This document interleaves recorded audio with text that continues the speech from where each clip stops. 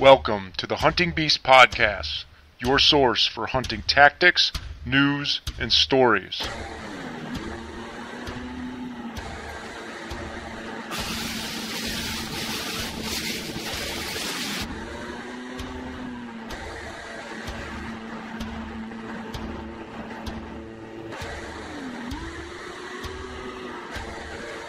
And now your host, Mario Traficante. Okay, well, welcome to this week's edition of the Hunting Beast Podcast. This week we have on Todd Havel, also known as Magic Man 54494 on the Hunting Beast, and he's pretty well known for tracking, and not only tracking whitetail, but tracking them in big woods. He enjoys doing this, and we've got a lot of feedback that people like to get a little bit more information on how he goes about doing it, go over the gear, how he picks his tracks, just tracking in general, cadence, pace, weather, terrain. So with that, Todd, how you doing? Great. How are you? Doing pretty good. Always good to be talking about something deer hunting related. So, I guess we can start out with, I do this with a lot of guys. You know, how did you get into getting an interest in the outdoors and just tracking or hunting in general? Well, I grew up in central Wisconsin on a hobby farm, and my dad deer hunted just with a rifle, and my grandpa, he was really big into hunting and fishing. He was all outdoors. If there was anything to do with the outdoors, he did it his whole life, and he was a big influence with me as well. Took me out in the field a lot, taught me a lot of things, but I never really learned the art of killing big deer. My grandpa was more along the lines of a meat hunter.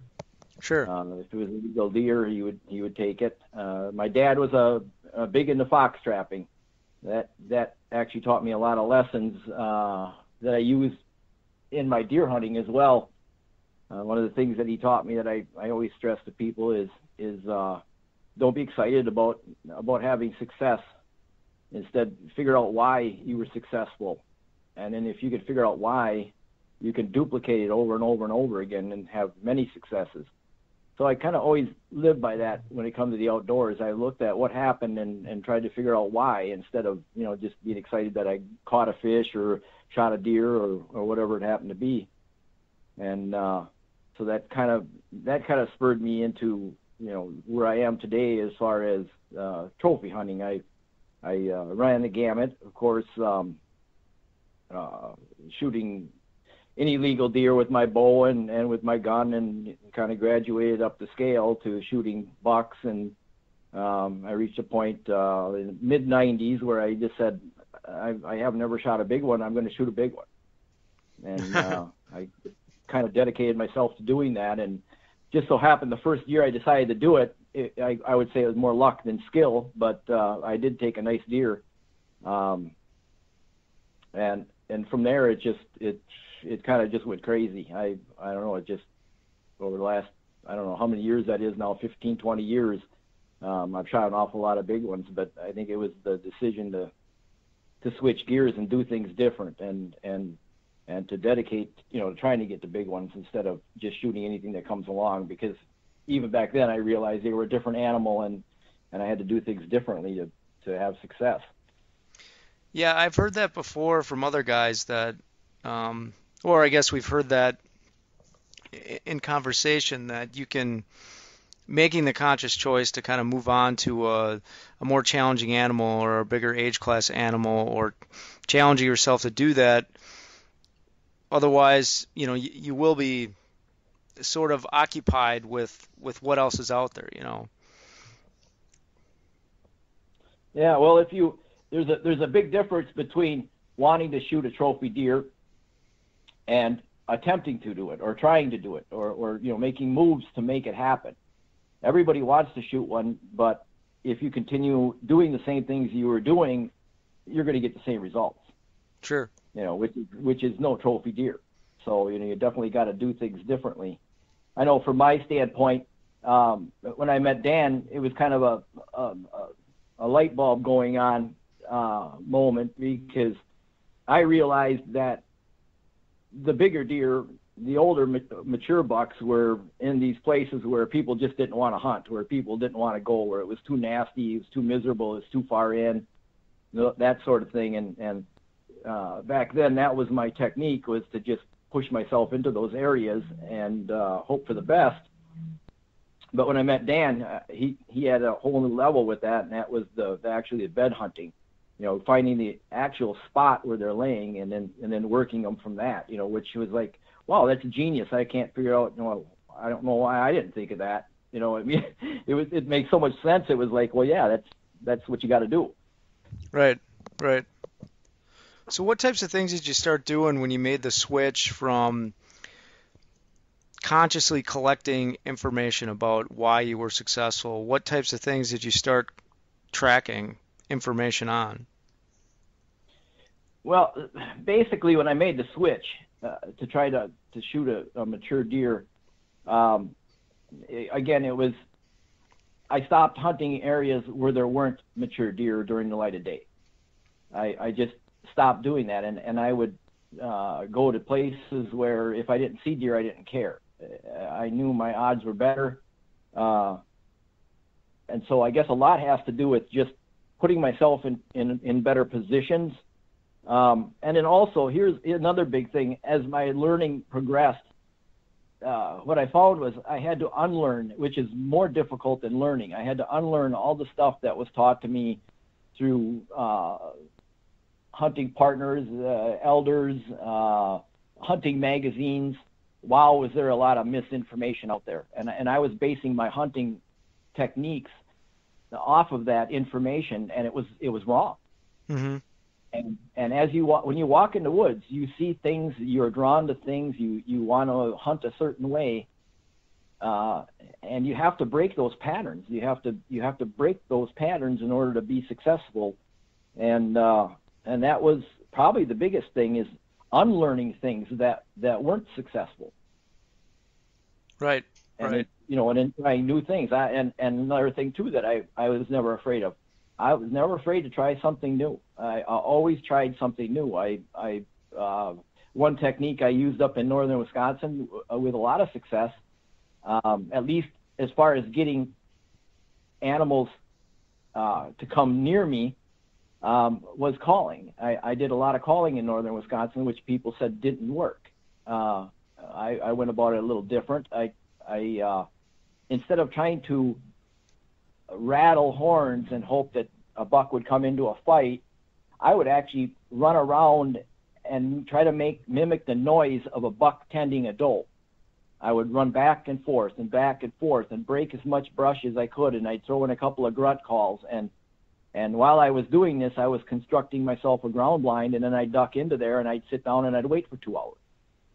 And believe it or not, sometimes they hold up for an hour and a half or longer before they'll come in. And I brought a lot of big bucks in that way. Unfortunately, it was with a bow in my hand, and sealing the deal is tough. Sure. Getting him to commit the rest of the way, or to walk right on top of you. I had several opportunities, and one time I hit a branch, and it's just, I called a lot of big deer in, and I thought, wow, if I had a rifle in my hand, I'd have a wall full of them. But it was a technique that other people said, well, it just doesn't work. It isn't successful. And I always said that when I was doing this, when I'm running back and forth and breaking branches and grunting, and if anybody saw me, they would have called the guys in the white jackets to come and get me and lock me up. But it worked, and it still works to this day. I call, but of course my love now is tracking whenever there's snow on the ground, so I don't do as much calling. Plus, I'm a lot busier nowadays, so I don't get up north to do any archery hunting. I haven't been up north archery hunting in 5 years, so my time is a lot more limited now with my job. Sure. Well, what that technique sounds, it's a lot like other techniques where you're getting closer to the behavior that's being displayed by the animal that you're hunting, sort of immersing yourself in what's going on, during the rut. Um, so, yeah, it's pretty interesting and intriguing, actually. Actually, it had to be a lot of Another, fun to do, I would think. oh, it was a blast because you moved around all the time and it was exciting. You covered a lot of country and of course, I think a lot of my success was due to knowing where to set up too. I just didn't randomly walk through the woods and just plop down anywhere. I stayed on edges. I stayed by bedding areas. I tried to, I'd move from area to area. A lot of that country up there I knew, so I would, I might walk a mile before I stop and try it again. Right. And target specific areas. Of course, I always kind of had a inkling as to where the deer were coming from or where they might be bedded and so forth, so I would try to play the wind in my favor when I could. But yeah, it worked. It worked. Another little thing, again, getting back to that idea of just doing things differently. I ran across a hot area. There was a doe in heat there. The area was all tore up and it was fresh. I mean, it was hours fresh. And I was hoping that they would stick around. It was really late in the day. It was end of hunting hours, so I didn't try to hunt it that night, but I was in there the next morning. Well, I drove back there and walked in, and to my surprise, it had froze really hard that night. We had a hard frost, and the leaves were crunchy, and the woods was dead quiet. And every step I took, I just cringed because I figured every animal within a half a mile was running the other way when I walked in. Sure. But I thought, well, you know what I need to do? I need to mimic a deer.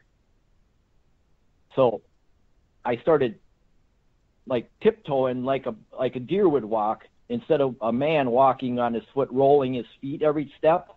Right. And I just crunch. I went in really fast like that. And as I did that, I grabbed my grunt call out and I threw in a couple of soft grunts as I was going along, and I closed that, last couple 100 yards to where I wanted to set up. Doing that, it wasn't long. I had a little spike buck circle way downwind of me, and he took off. And just a few minutes later, I heard crunch, and a real dandy 10-pointer come walking right up, hit a crossing in a trail there, and stood right there broadside at 30 yards. Well, unfortunately, I had set my bow down, and I had a arrow rest similar to like a whisker biscuit. It was like a knockoff of the whisker biscuit that came with my bow, and my arrow actually must have got pushed down in there, and it wasn't sitting in the center of that, because when I shot, I hit the ground right by his feet. And it was 30 yards. That should have been an easy shot, and that was way off for that distance. And I could have cried, but it worked. The technique worked. Instead of saying, "Oh man, I can't get in here without making noise and scaring everything," I decided to use it to my advantage, actually.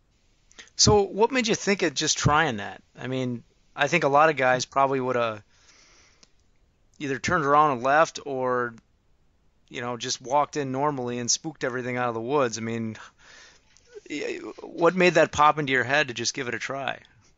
I really don't know. I guess just a lot of years in the woods and just thinking, okay, what am I going to do with this? And I've had that happen more than once during the rut. Sometimes it's your advantage to make as much noise as you can. It can play in your favor, believe it or not. Sure. I'm never afraid to make noise, and like I said, if it's a noisy walk, I'll just tiptoe like a deer would walk and use that to my advantage. I shot a really dandy 8-pointer up in Minnesota that same way. I went into my rifle stand and it was the same situation, and so I mimicked a deer walking in and said, "Okay, good enough." And I climbed my climber as quick as I could, and he was there in 15 minutes.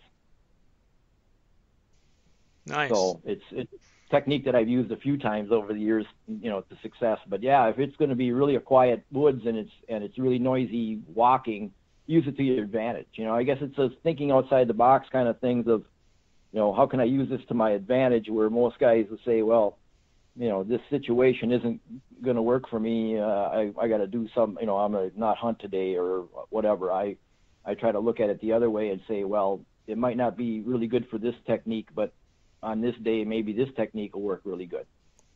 Right, and it's more along the mindset of thinking like the whitetail that you're trying to take. It's thinking like the animal that you're trying to hunt, which we don't always do. A lot of times we want to conceal and hide or get up high or, set up to ambush, or it's pretty cool. That's a more aggressive tactic to mimic the behaviors that they're doing to try to outsmart them.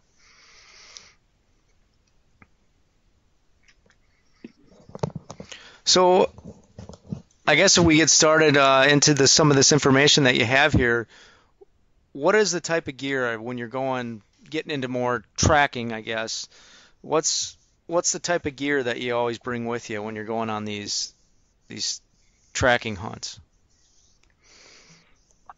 Oh, what I carry with me, I always carry compasses. I always carry 2 of them. Matter of fact, I've got one now permanently sewed inside my jacket. I can't lose it.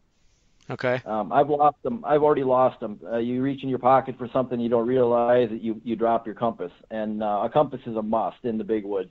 Without it, I've heard guys say that they always know what direction they're going. They're a better man than me, because I don't. I mean, if it's a hazy day, a cloudy day and overcast or whatever, or very little wind, if you don't have the sun or wind to go by, you'll get lost. And plus you're turning every direction when you're tracking. You're going miles and miles and miles and miles. And compasses are a must. You got to study your maps before you go in. What roads you might be able to hit if you go which directions. And you carry those compasses with you. Those are really important. And I've been using my cell phone actually now as my GPS, and that's a really nice time saver, because you can walk right back to your vehicle. With a compass, you're going to hit the road, but you may still be a half a mile away from your vehicle or a mile. But with the GPS, it brings you right back. Plus, with the aerial photos on there, a lot of times you can find a trail, an old logging trail or something, and then you can cut across and get on the logging trail. And it's so much easier to walk out on a logging trail than it is to just cut through the woods. Plus you can look for any swamps or wet areas that you're going to run across on your way out, and you can avoid those without having to run into them. You can just look at your aerials on your phone and say, okay, well, I'm going to hit this big swamp here, so I'm going to swing to the north until I get around the end of it there, and then I can walk right out west and come out to my truck. So the GPS. When you're setting up for those walks, like if you're going out for a day, maybe this is kind of an obvious question, but are you timing, how far or how long you might go in, anticipating that if you start at 5:30 in the morning, that you'll probably cover this much ground, and you want to anticipate that you're going to be able to turn back around and get back by dark? Or do you anticipate you'll be walking out, at dark, in the dark, during some walks? I never worry about it. If I'm way back in and it gets to be later in the day, I'll drop the track and turn back. And at that point, I'll use my GPS to try to find the easiest way out, the quickest way out. In some cases, the quickest way out means a lot of extra miles, because you walk out to the nearest road and you walk around on the road. I'd rather walk back to my truck in the dark on a road than I would through the woods. Sure. So I make that decision as to when to turn back when the moment comes. You get to be, if you're 4 miles away from your truck and you're not going to be able to come out to a road or anything, and it's 3 o'clock already and it gets dark at 4:30, you better turn back.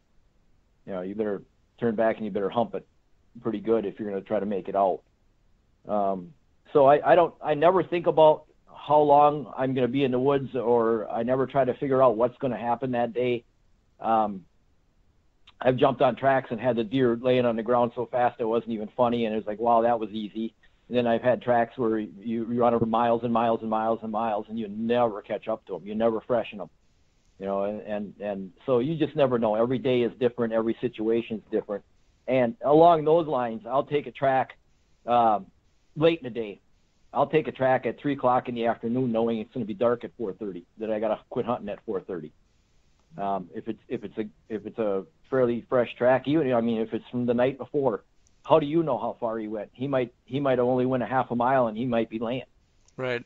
Right. And the big ones tend to stay laid down all day. And if you get on a track and you push hard, you might get lucky. You never know. You can't. My saying is you don't get 100% of the ones you don't track. Right. So since this is a tracking, you're moving quite a bit. You're going up and down terrain. So do you bring, extra clothes, warmer clothes that you can put on in the event that you get turned around or it's longer? You kind of wear the same type of clothing, shirts, outfits, so you're prepared. I don't bring extra clothes. If anything, I'll be pulling clothes off as I go. The general rule of thumb is if you don't feel like you're freezing to death before you started, you dress too warm. Okay. And because when you're moving steady, I'm by no means a person that stays real warm easily.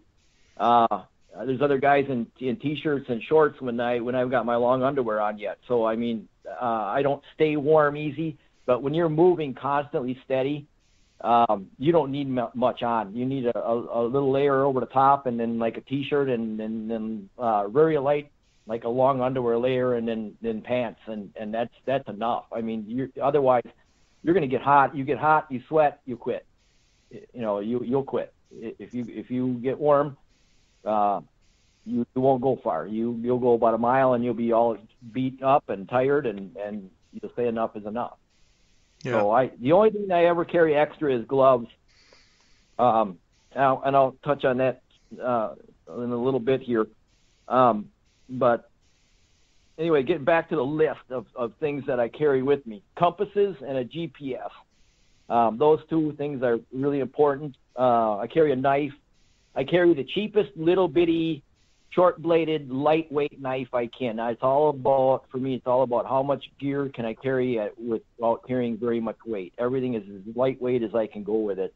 So I carry a cheap little chintzy pocket knife, just enough so that I can cut them open and gut them. I carry two methods for starting a fire. I've got the magnesium, and then I carry a Bic lighter. And the Bic lighters, don't risk your life on them because they have a tendency that even if there's fluid in them, they don't like to work. I used to be a smoker.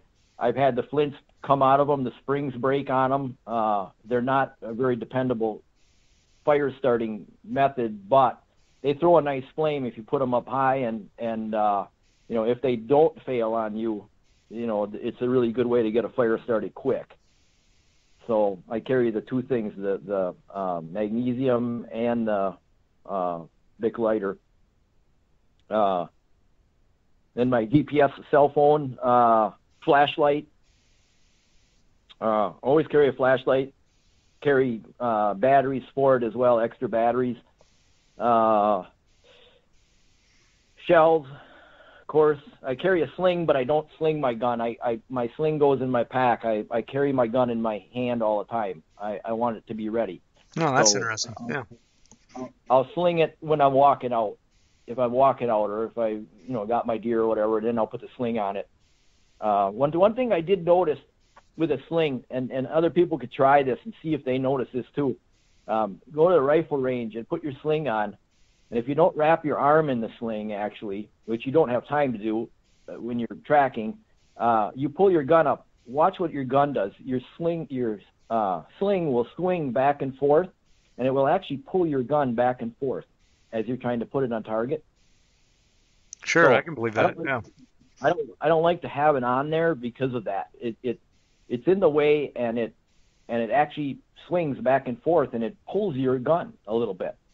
So I just keep it. I run a carbine, and easy to handle, no scope, and and I just go lightweight with it. And then the sling, if I'm done for the day or whatever, come out to a road, then I'll put the sling on, and then I don't have to carry it anymore.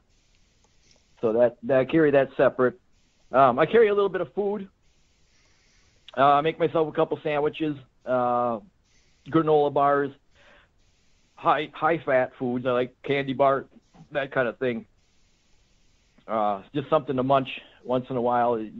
A little bit of food in you. I don't carry a lot, but just a little bit, and something to drink. And the second reason for the food is too, if I ever get trapped, something happens or whatever, then I got a little bit to eat at least. Sure. I have to stay overnight, and something to drink, which at times I've got to the point where I don't even take anything to drink. I just grab snow off the branches as I'm going along, and that almost seems to be enough for me. There's snow on the ground, which there always is when you're tracking. There's always snow to drink, so I've done that as well. Yeah. And a camera. The last thing, it's not important, but I like to bring a camera. I like taking pictures. I'm serious about trying to track down a big buck, but if I see something cool, I stop and take a picture of it. And I enjoy the hunt as well. A lot of times I'll take pictures of rubs that he made or scrapes that he made, or pictures of other wildlife. I got a really cool picture of a huge pine tree that got exploded by lightning, and I got some really cool pictures of that. And you wouldn't want to walk back in there again to get that picture, but if you carry a camera with you, you just take those pictures as you go. Sure. So sure. I love carrying a camera with me too. So, and that's it. That's pretty basically it. I keep it very simple. And if I could whittle that down, I would as well, because weight is weight, and every step you take, and with the miles, and I'm not a young man anymore, so I try to keep it lightweight and basic. So you have in here listed with your gun, you said whatever you can shoot fast with, lightweight. Do you specifically practice, I guess, walking on pace, on cadence, and bringing your gun up and shooting when you're at the range, or have you just kind of grown into that method through the years of hunting like this? I'm amazed at how good I actually shoot quickly, because I've always been one to really be careful and take careful aim. I used to be a stand hunter back home, and a buck would come and I would pick my shot and wait and be very patient, and now I have to shoot within a second to 2 seconds. And so it's a different ball game. But what I have done is I don't spend a lot of time at the range shooting quick, but when I do get to the range, I do shoot quick. But I try to acquire targets really quickly when I'm tracking. If I see a bird, I'll pull on him. If I see a chipmunk, I'll pull on him.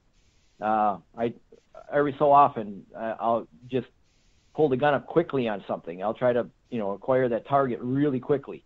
And it works. You don't have to necessarily squeeze off a shot in order to get quick. It's just, repetitive practice of getting the gun up quick and getting lined up. Here's another thing too. I kind of shoot my gun almost like a shotgun. It happens so fast. I'm really not aiming. I'm not really centering the pin in the back sight, and it happens so fast. So I would say that if you want to know if your gun is set up well for quick shooting, shoulder your gun really quick with your eyes closed, and then open your eyes and see if you're lined up. And if you're not, you may want to consider changing guns to get something that lines up better when you shoulder it. Right, because that's how you really go ahead. Well, and you're using open sights, right? Right. Yeah. You're not gonna get much time. And you can't be really fussy on your shots. So you want to get a bullet into that deer, and if you're gonna wait for a deer to stand there broadside and with a bullseye painted on his side, good luck. It's not going to happen. Most of the time, the deer knows that you're there before you know he's there. It's just a matter of he checks up long enough for you to get that opportunity. And then when he finally decides that he's had enough and he blows out, that's when you see him, and and you got to be quick. You don't get much time. So you have to be, you have to be good at it. If you can practice, yes, definitely. The better you can be at moving targets and being quick, that's great. Another thing too, when it comes to the gun and quick shooting, what I've learned is a lot of these guns have a recoil pad on the back, on the butt of the gun. A lot of those are soft, rubbery material, and they'll catch up when you try to shoulder really quick. They'll catch up in your armpit as you're bringing it up. Sure. So I like the guns that do not have any padding on the back of them, just a hard plastic, but you bring it up and it slides. It doesn't hook or catch on anything. So that's just another thing that, that from a speed standpoint, my muzzle loader, my carbine muzzle loader has that pad on it, and I don't like it. And if there was anything I could do to change it, I would, but I don't think there's much I can do with it. So I live with it as it is. But it's so short anyway, I haven't had a problem with it hooking up on me yet. So. Yeah, it seems like a guy's going to want to get practice in if he can, but it's to the point where it's instinctual. I mean, it sounds to me like you've built an instinctual habit where you're bringing your gun up and you know that it's on. It feels like it's in the right position. Where you mentioned you're shooting it kind of like a shotgun, where it's instinctual. It's up, it's in that position, and you know you're on. Right. That's basically what it comes down to. Well, I ran the non-carbine. I got a 30-06, the 7600. It's the pump.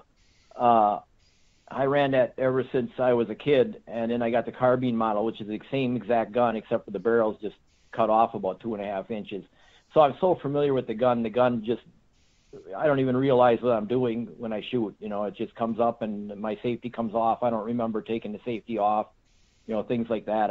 And when I pump or whatever, it's just natural. It's just, I've been running that gun for so many years that it's natural. I could never switch to like a bolt. Boy, I think I'd be lost trying to run through the cycle of a bolt and get another shot off. But if you've run a bolt your whole life, you'd probably be quicker than me, maybe. Sure. Sure. It's just what you're used to and what you can, be quick with. That's something you're familiar with. I know when I switched over to the muzzle loader, as I was following tracks, I was telling myself over and over again 1,000,000 times, pull the hammer back, pull the hammer back, pull the hammer back, pull the hammer back, because I know that I'm not used to doing that. And surprisingly, I did shoot one with my muzzle loader, and I don't remember pulling the hammer back, but I did. So, that repetitive, telling myself to do it over and over and over again, I guess it must have worked. It was something that just happened and it worked. So, again, you have to be quick.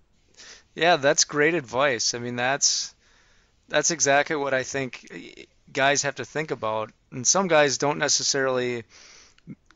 do that without enough practice, and it's more mechanical. So when that buck of a lifetime shows up in front of them, they're consciously thinking, grab my gun, switch off the safety, put it to my shoulder, focus the scope, or whatever they need to do, because they haven't practiced it enough where it's instinctual, where they just know what to do and they go through the steps without thinking about it. So, yeah, that's great advice and good example of why you need to do that.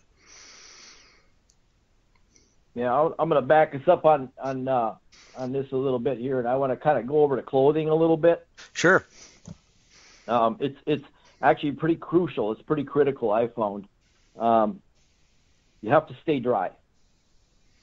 Absolutely 100% you have to stay dry. There's going to be a lot of days where you're going to get a snowfall, and then the temperatures are going to come up, and the trees are just dripping, and everything is wet. And even if it's not one of those days, just snow falling on you will accumulate and melt, because you're going to be throwing off a lot of heat. You're moving a lot. Your body's warm. Your clothes are going to be warm.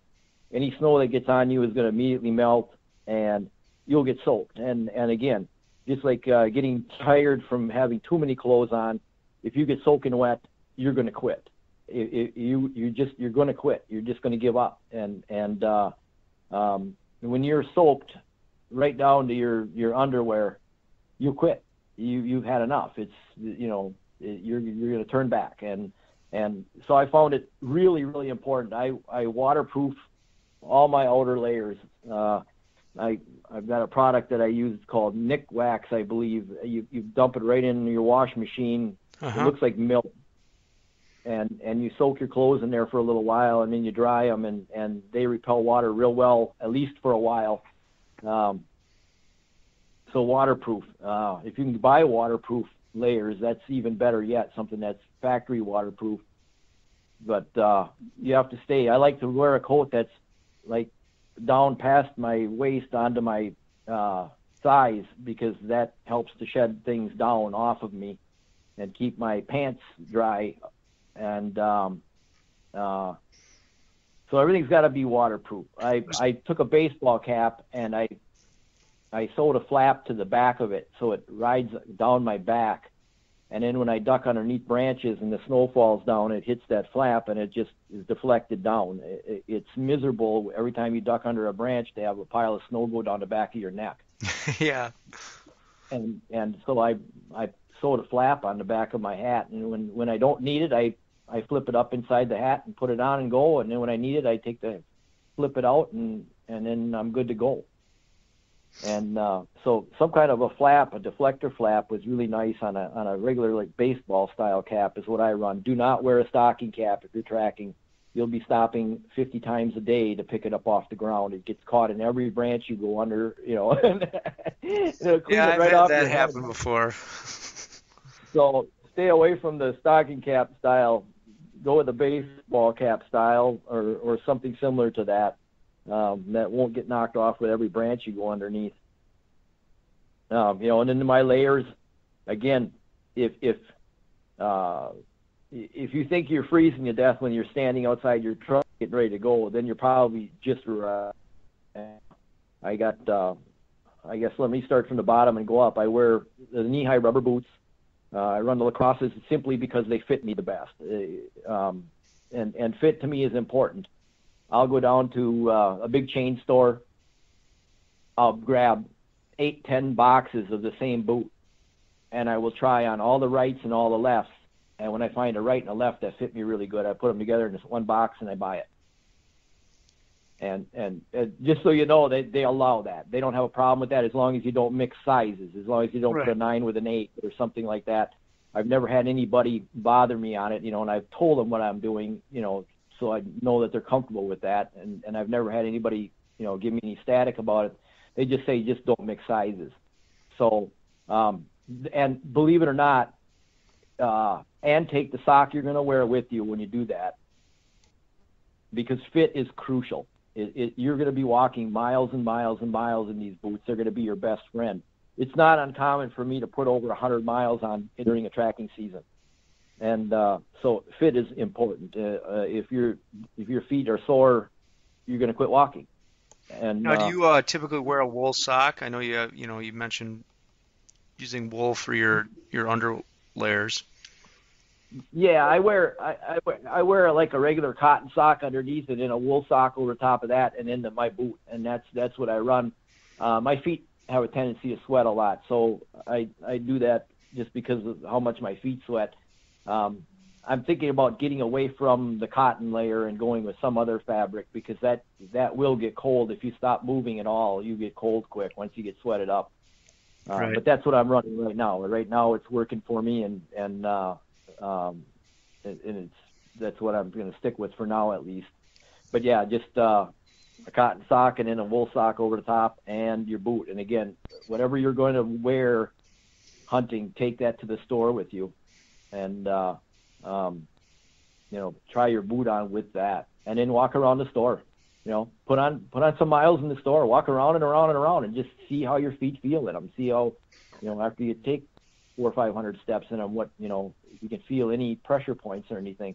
Because like I said, you'll notice if you do this that every boot, they're all made the same, but every one is different.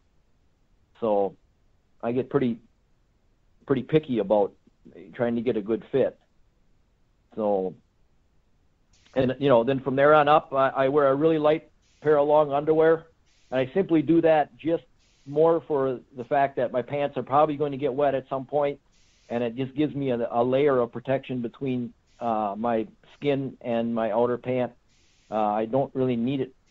It's probably almost too warm, so I go with a very, very light underwear. And then I go with wool pants, a real lightweight wool pant. Matter of fact, I've got a suit that, I can't think of his name now. I got it from Lou. He was working with somebody on the Beast there. I had him make me a special suit for it, and I've been running that now for about 3 years now. But anything soft, anything supple, you got to have, when you're walking along, if the branches are slapping your legs and you can hear that noise, that's not good. So if you want something very soft, something very quiet. Matter of fact, I would almost like to figure out a way to line my boots because when the branches hit them rubber boots, they make a lot of noise. And I've been thinking about trying to figure out a way to even line my boots on the outside with something. Yeah, like a felt material or something that'll dampen the whack of the noise when it hits them.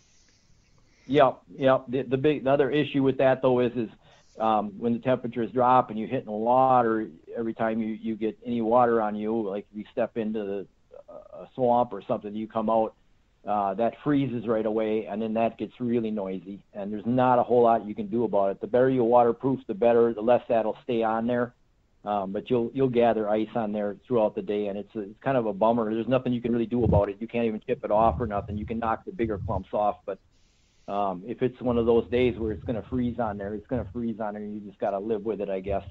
I haven't come up with a better idea yet, but that's what I do for now, at least. And in the upper layer, there's a lot of days I just go with the lightweight jacket and a t-shirt. And if it's 25, 30 degrees, 20 degrees out, you don't need any more than that. If you're walking steady, you're just not going to get cold. And so that's what I do for the upper. And then, of course, the hat. Like I said, I wear the baseball-style cap with the flap on the back. And, again, I'm going to stress waterproofing. Gloves, that's a big thing. I've been experimenting with gloves for years and years and years, and I finally found something that I kind of like. And matter of fact, I made an addition to that this year. Overall, what I found, if it's wet conditions, the best way to go so far, and I've bought expensive waterproof gloves, neoprene rubber gloves. I spent so much money on different gloves trying them, and what I've come back to was a pair of brown jersey gloves, and then over the top of that, on the wet days, put these examining gloves like the doctor uses. Just rubber gloves. Yep. And then what I do is I'll take like 3 pairs of the brown jersey gloves and a couple pairs of the rubber gloves, and I'll throw them in my pack. And if they do get wet, then I just switch them out and keep going.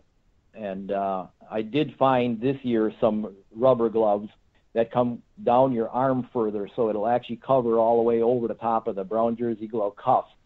And I think that's going to be fantastic now, because now the cuff won't even get wet. So I think with those new rubber gloves, if I don't get a hole in them, I think I'll stay very dry. And they're thin enough that you can still operate your gun. And that's another thing too. Make sure that if you're going to wear gloves, that you can operate your gun. You wouldn't believe how hard it is to operate a gun when you got a little thicker pair of gloves on. Well, and that factors into your acquiring the target quickly and being able to react too. If you're fumbling around with the glove, or you have to take your glove off even to do it, it could be that split second that you're not going to be able to get the target in line. Yeah, and you're going to get that. You're going to get, a second, 2 seconds. 2 seconds is actually a long time.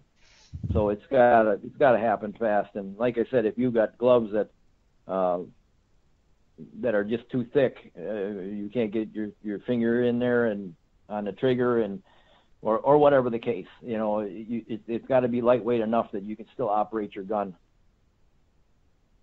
but that's what I found the best is just the brown jersey gloves with the neoprene rubber or latex rubber examining gloves over the top.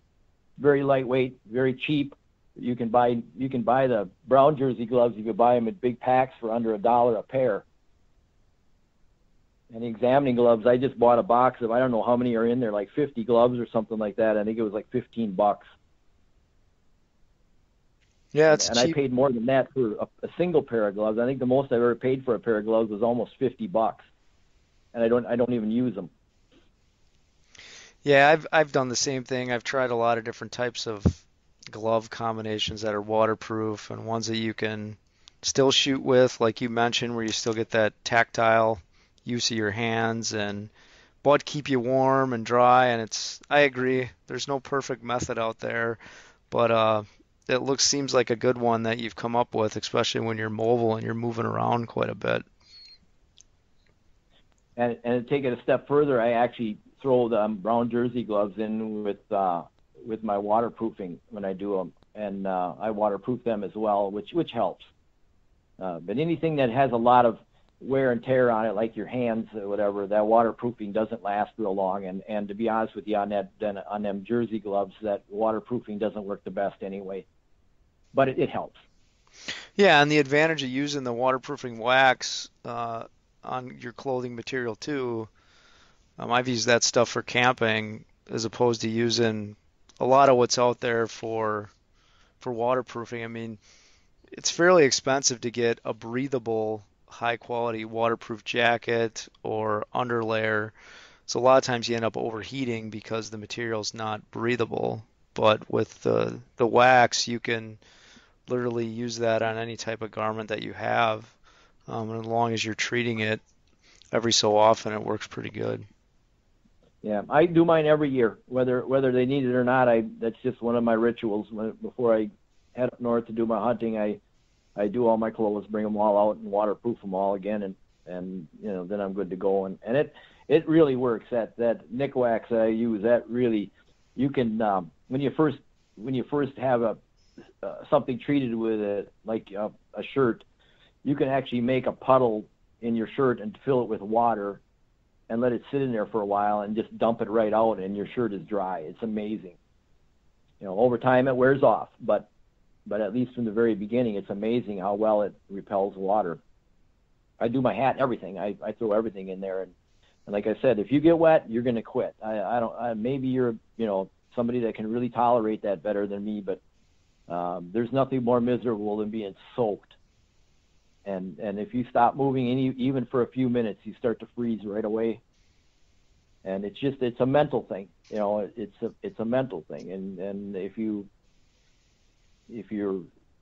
hungry, if you're tired, if you're cold or wet or overheated, all these things weigh on your mind, and eventually you turn back. And sometimes I'll get on a buck and I'll go, and I'll think I went all day on him, and I'll check my GPS and I went 2 miles, and it's like, oh really? That's all the further I went? So it's a long way in, it's a long way back out. So yeah. You have to be willing, to not worry about how far you went, and you want to be comfortable as you possibly can. And I know that I watched the Benoit videos, and these guys get right in the water and they cross these rivers. I stay dry. I won't get wet unless it's an accident. I stay dry. Usually I can find a way to get across the river. If I head up or downstream a half a mile or so, there'll be a tree fell across, or there'll be rocks that you can cross on or something. I'm not going to get wet. I think it's a safety hazard as well. If something happens to you and you're soaking wet, hypothermia can kick in pretty quick. Sure. So I try to stay as dry as I can and avoid going in. So how about we transition into more of your setup or your preparation for tracking, and kind of go into how you pick a track once you get to an area. I know you've kind of touched on how you look at maps and some aerials and how you go about picking an area. I don't know if you want to cover that a little bit more than going into how you decide to get on a particular track and move on it. Well, as far as picking out a track, I look for a big one. I mean, plain and simple. I want to find a really good track, and the simple, easy reasoning for that is you're going to run into other deer all day long.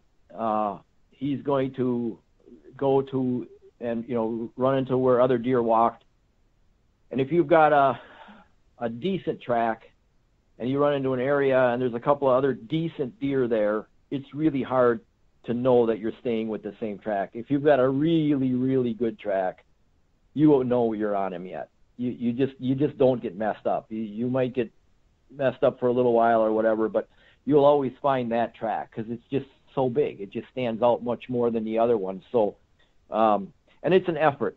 You're putting a lot of effort in it. You're putting your whole hunt in on that day on that track. I've got to the point now where if I don't find that track, I just don't go.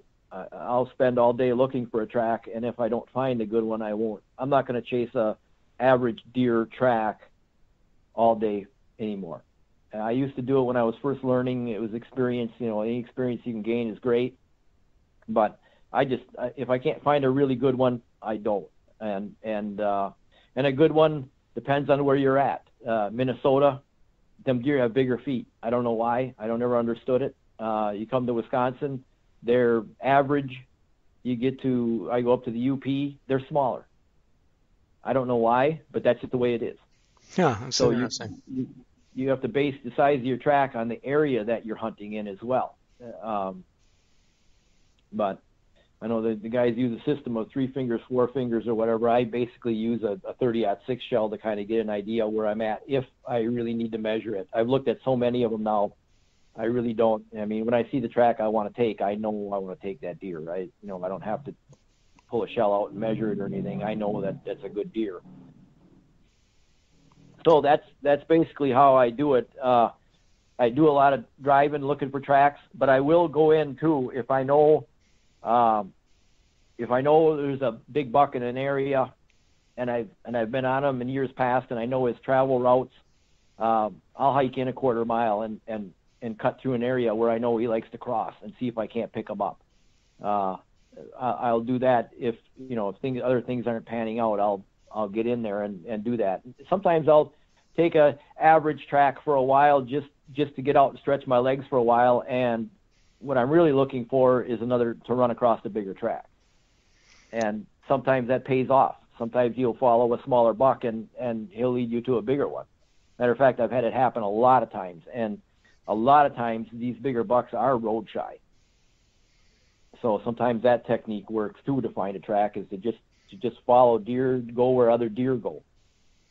So now you mentioned in here that you typically want to use the smallest track in a series of tracks kind of as your guide for size.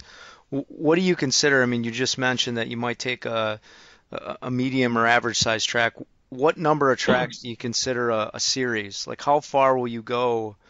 Are we talking 5, 10, 15, 20, 100 tracks that are in, of similar footing, or how many tracks are you looking at that you consider a series? Well, it depends on the situation. It depends on the snow depth and the consistency of the snow. Sometimes I'll walk a quarter mile on a track before I'll decide whether or not I want to take it.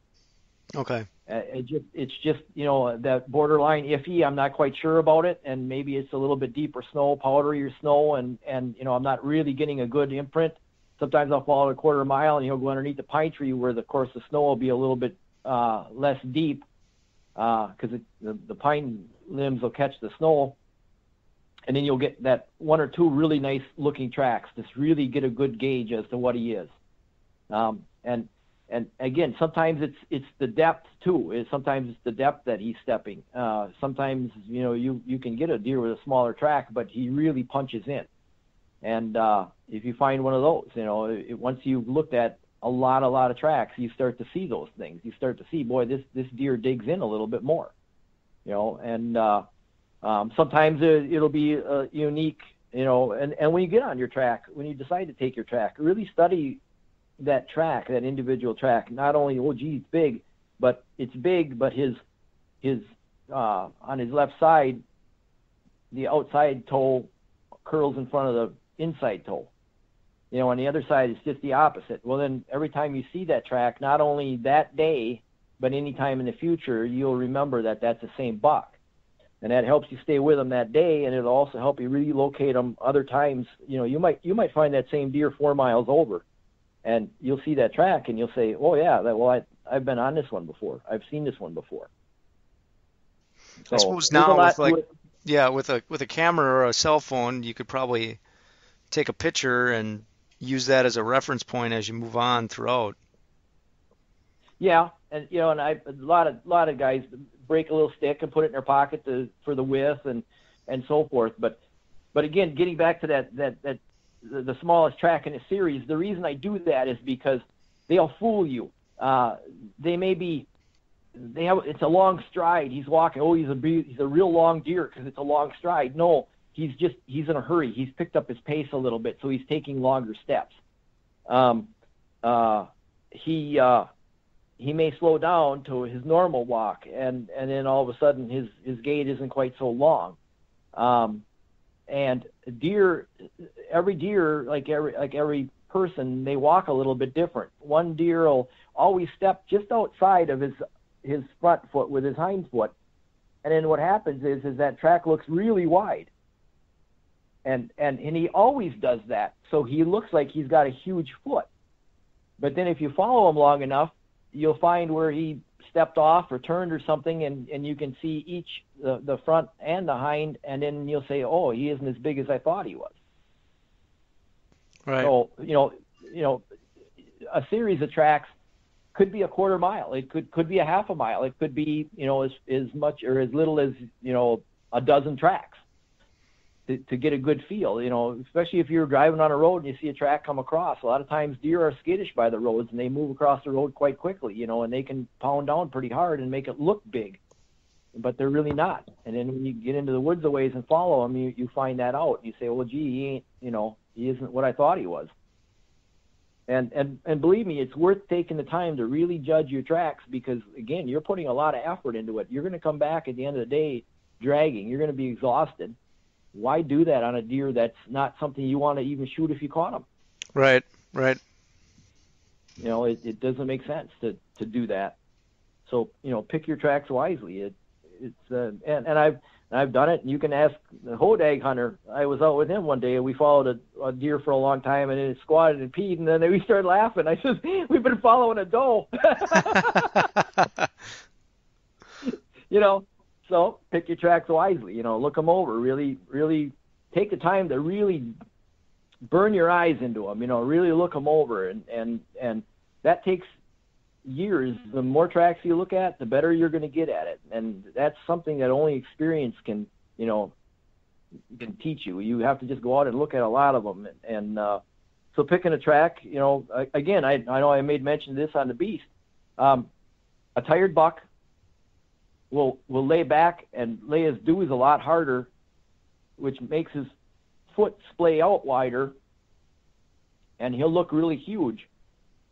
But I've seen on many occasions where that deer will lay down and he rests up, and when he gets up, he walks away, and he walks up on his toes because he's not tired anymore. And it's like you wouldn't believe it's the same deer. You would say, boy, that's not the same deer. And you kind of look around and you say, what happened here? And it's like, yeah, that's the same deer. They can be that different. Their track can change that drastically from when they're very tired versus when they're rested up. Sure, that makes sense. Again, they're being the more you study the track, or the longer you take it, the more you'll learn about that particular deer and just how good he is. And again, a buck, just because he's got a bigger track, doesn't necessarily mean he's a monster deer. He could just have big feet. But it equates to a big deer. If you've got a big track, it usually equates to a big deer. So I guess I say that, but if I saw a really, really good track, I'm going to take him. I'm going to find out. I tracked one in Michigan. I've got pictures of them. I took him with the muzzleloader. I found his track coming across the road, and I looked at the maps, and I had another road coming up a ways up, so I drove down to the end, and to see if I could catch him crossing at the other road there. And sure enough, he crossed over there too. So then at that point, he was going into the middle of nowhere. So I grabbed the track and I went. I caught up to him really quick, and there he laid. He didn't even know I was there. I'm standing 60 yards away from him. He's bedded down looking back at me, and he doesn't even see me. And I'm thinking that can't be my deer, because it was a scrubby little 7-pointer. And I leaned my muzzleloader up against my leg, and I got my camera out, and I took some pictures of him while he was laying there, and then I spooked him up, and I took some pictures as he ran away. And then afterwards, I followed his track, and he went up, and he did a J-hook, and he laid down underneath the cedar tree there. That was him. But he had a heck of a track, but he didn't have anything for horns. Right. So you'll get food, you know. That's another thing too. You know, if you're going to be a tracker, you're not going to be a scorer. You don't try to score a deer when you're tracking. You take a track, and you know, I mean, if you get an opportunity like I had that day, you can see that he definitely isn't something you want to shoot. But in most cases, you're going to blow this deer up. You have to decide if you want to shoot him, and shoot within a second or two. So, you know, you're not going to be scoring these deer. You're not going to, you gotta make your mind up, well, I'm going to shoot at this deer when, you know, if I get him up. And if you walk up to him and he ain't quite what you thought he was, well, then you shot yourself a buck and put your tag on it and be happy. Right.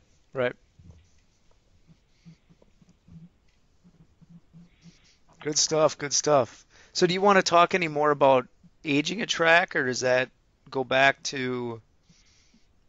Yeah, we could. Yeah, because that's pretty important too. There's a lot to that. There's a lot of information on that. I pay attention to what's happening all night long before I go out the next day. If there's snow coming, I want to know when it came. I want to know when it quit. Because if it quits at midnight and I catch a track, I know he's only from midnight on ahead of me. If it stops snowing at 6 o'clock that evening, then I know he could be, you know, much further away. And then the next day it doesn't snow, so now you've got a set of tracks from 2 days out there, and you have to be able to tell which track was made last night and which one was made the night before. And then it gets even more difficult the third day. And you have to start looking at these tracks. Again, you burn your eyes into them and really look at those little keys. They deteriorate. They melt. Even if it's not above freezing, they melt. If the sun comes out, they melt.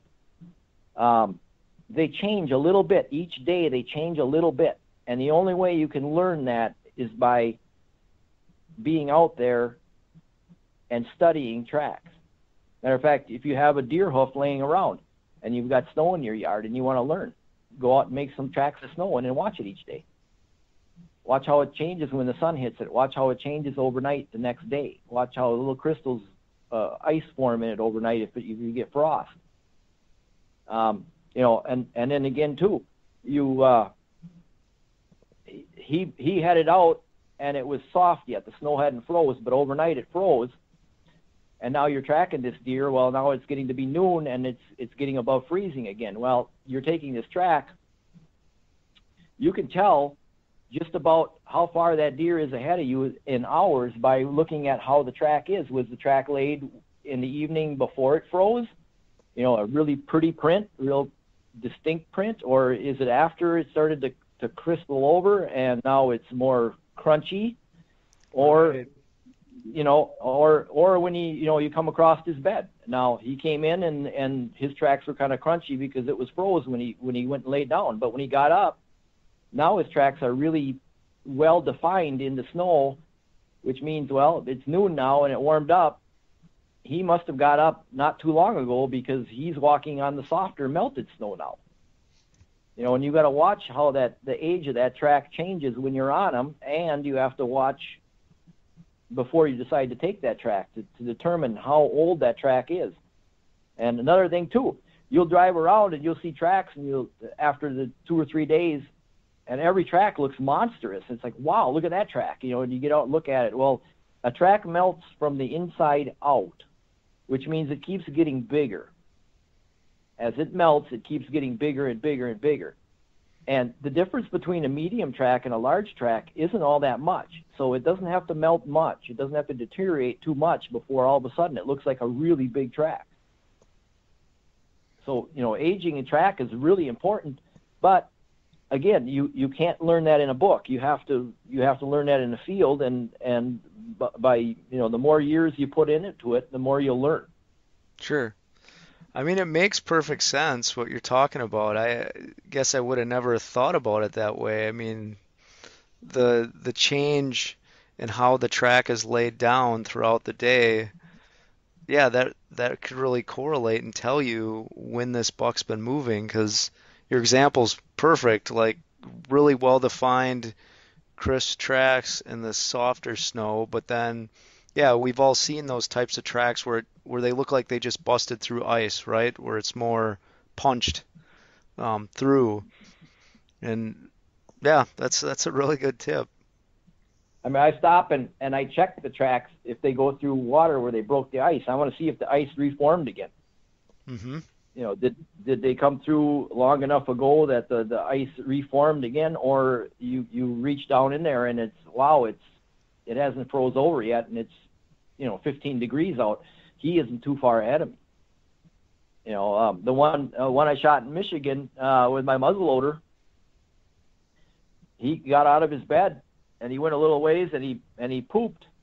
I reached down. It was 18 degrees that day, and I grabbed his poop and I squeezed it to soft, just like butter. And I got excited then because I knew he was right in front of me. He had to be right in front of me because that poop was still so soft it hadn't froze yet. And at 18 degrees, when he poops on the snow like that, it can't take, I would say, no more than 15, 20 minutes, I don't know, before it would freeze. Sure. Yeah, I was actually just thinking about asking you that, if they poop or if they pee, and that you come upon that as you're tracking, you can use, the temperature of that or how fresh it is to determine their distance out as well. Oh, definitely. And here's another thing you can do too.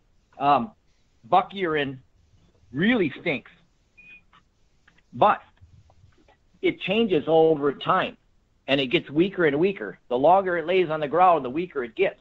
So get down on your hands and knees, stick your face down there, smell it. See how strong it is. And if it's really strong, it's fairly fresh. And the only way you'll learn that is by getting down and smelling a bunch of it. And then you'll find out that I mean, it sounds funny, but why not use something that, is to your advantage? Right. And it does change. Now I don't crawl on the ground. I reach down and I just scoop it up with my glove and I smell it. And I want to see how strong it really is. And then I move on, and I've learned a lot by doing that, just how fast it changes. And I can't put that verbally out to you. I can't tell you how strong it is after 1 hour or 8 hours or 12 hours, but my nose can tell me, and so the only way you'll know is if you start doing that, and then you'll find out. You'll say, wow, this is very, very strong. It's really fresh. Well, the one thing I'm picking up on as I listen to you talk about the attention to detail on picking the track and on the trail and using the, obviously, tactile sense of the poop, the smell of the urine. I mean, you're somewhat behaving like, I shouldn't say somewhat, I mean, you are behaving like a predator would behave if they were tracking, like may it be a coyote or a wolf. If they're on this deer and they're tracking it, they're using their sense of smell, their eyesight, their replication of what the track looks like and the trail looks like to find that deer. Well, I've already smelled them before I shot them. Which sounds funny, but yeah. I shot one in Minnesota that I smelt them before I shot him. And so I was ready for him because I knew he was right there. I knew he was laying down right in front of me somewhere. I had the wind in my favor, and I could smell him. And you know how a buck is when you shoot them during the rut, they stink. Yeah. So if the wind is in your favor, it's possible.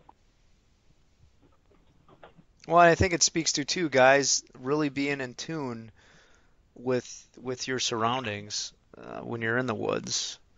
And I think maybe some newer guys or younger guys getting into the sport don't always think of that, about really paying attention to the different sounds, different smells, what the wind's doing, and things like that. Put yourself in the mindset of a predator tracking its prey. Yeah, and what I've learned over the years is, as I've become better and better at it, which, by the way, I'm a long way from being good at it yet. I mean, there's so much more to learn. And but I look back at when I started and where I am today, and I equate it to, I don't know if you've ever heard, they talk about a rookie quarterback. The game is really fast, and after they gain experience, it slows down for them. When they back up into the pocket, they take that snap, everything is moving so fast that it's kind of a blur for them.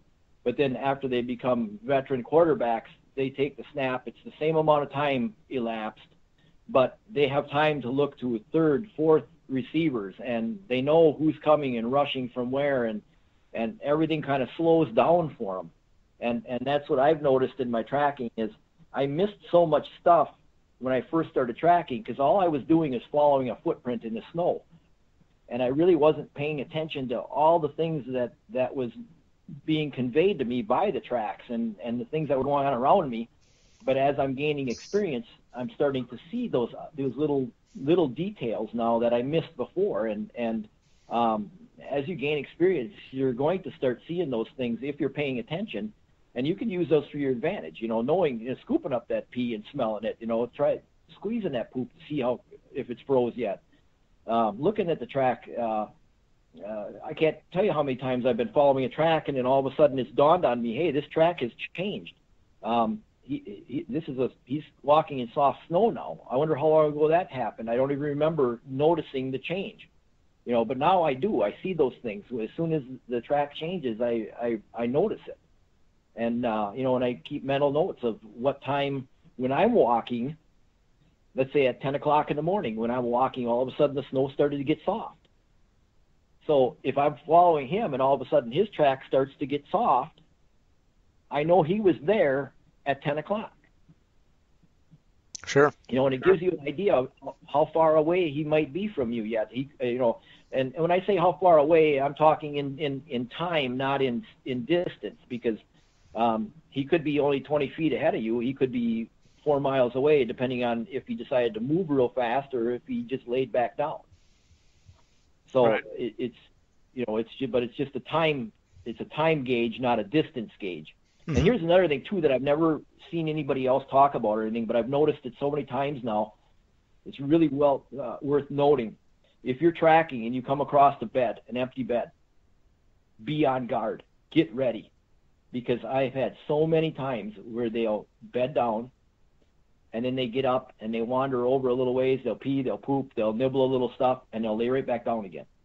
And a lot of times I find 3-4 beds, 2-3 beds, and then they might not be in any of them, but I find multiple beds right there.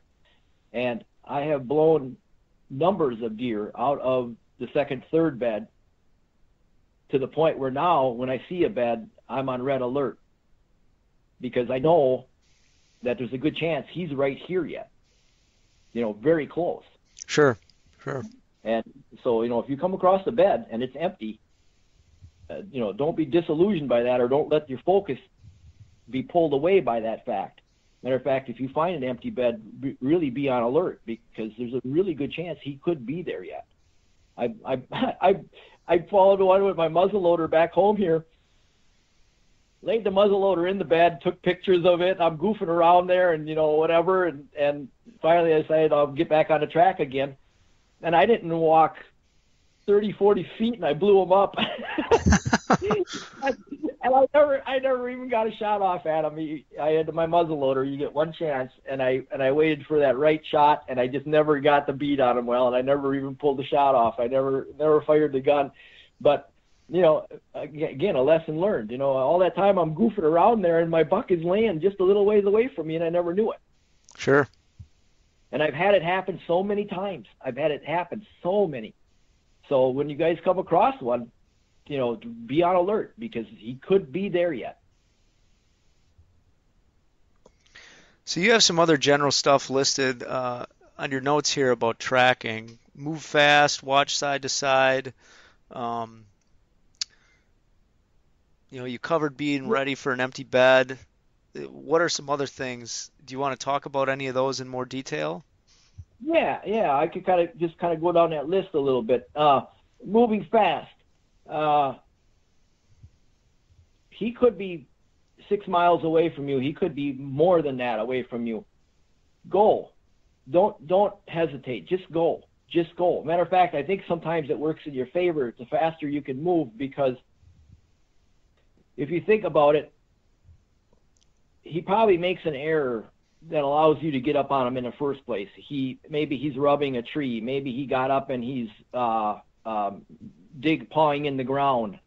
Maybe he's distracted by other deer that happen to be crossing at that very moment. I've had all these things happen. So if you're moving very slow, he's got a lot more time to catch you moving in. If you're moving fast, you close that distance quicker.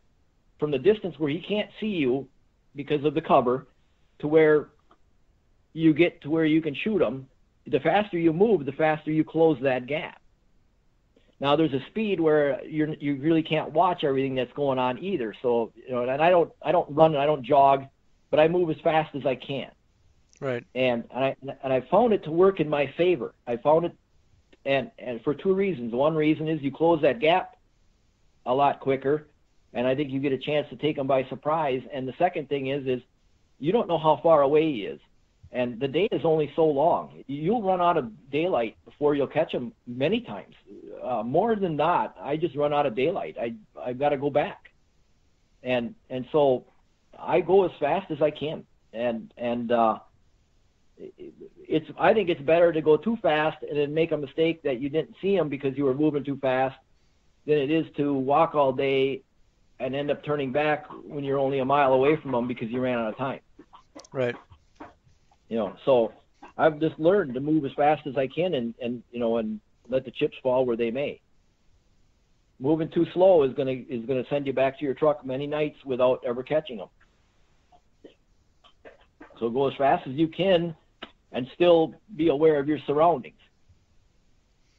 And another thing too, to kind of go along with that too, is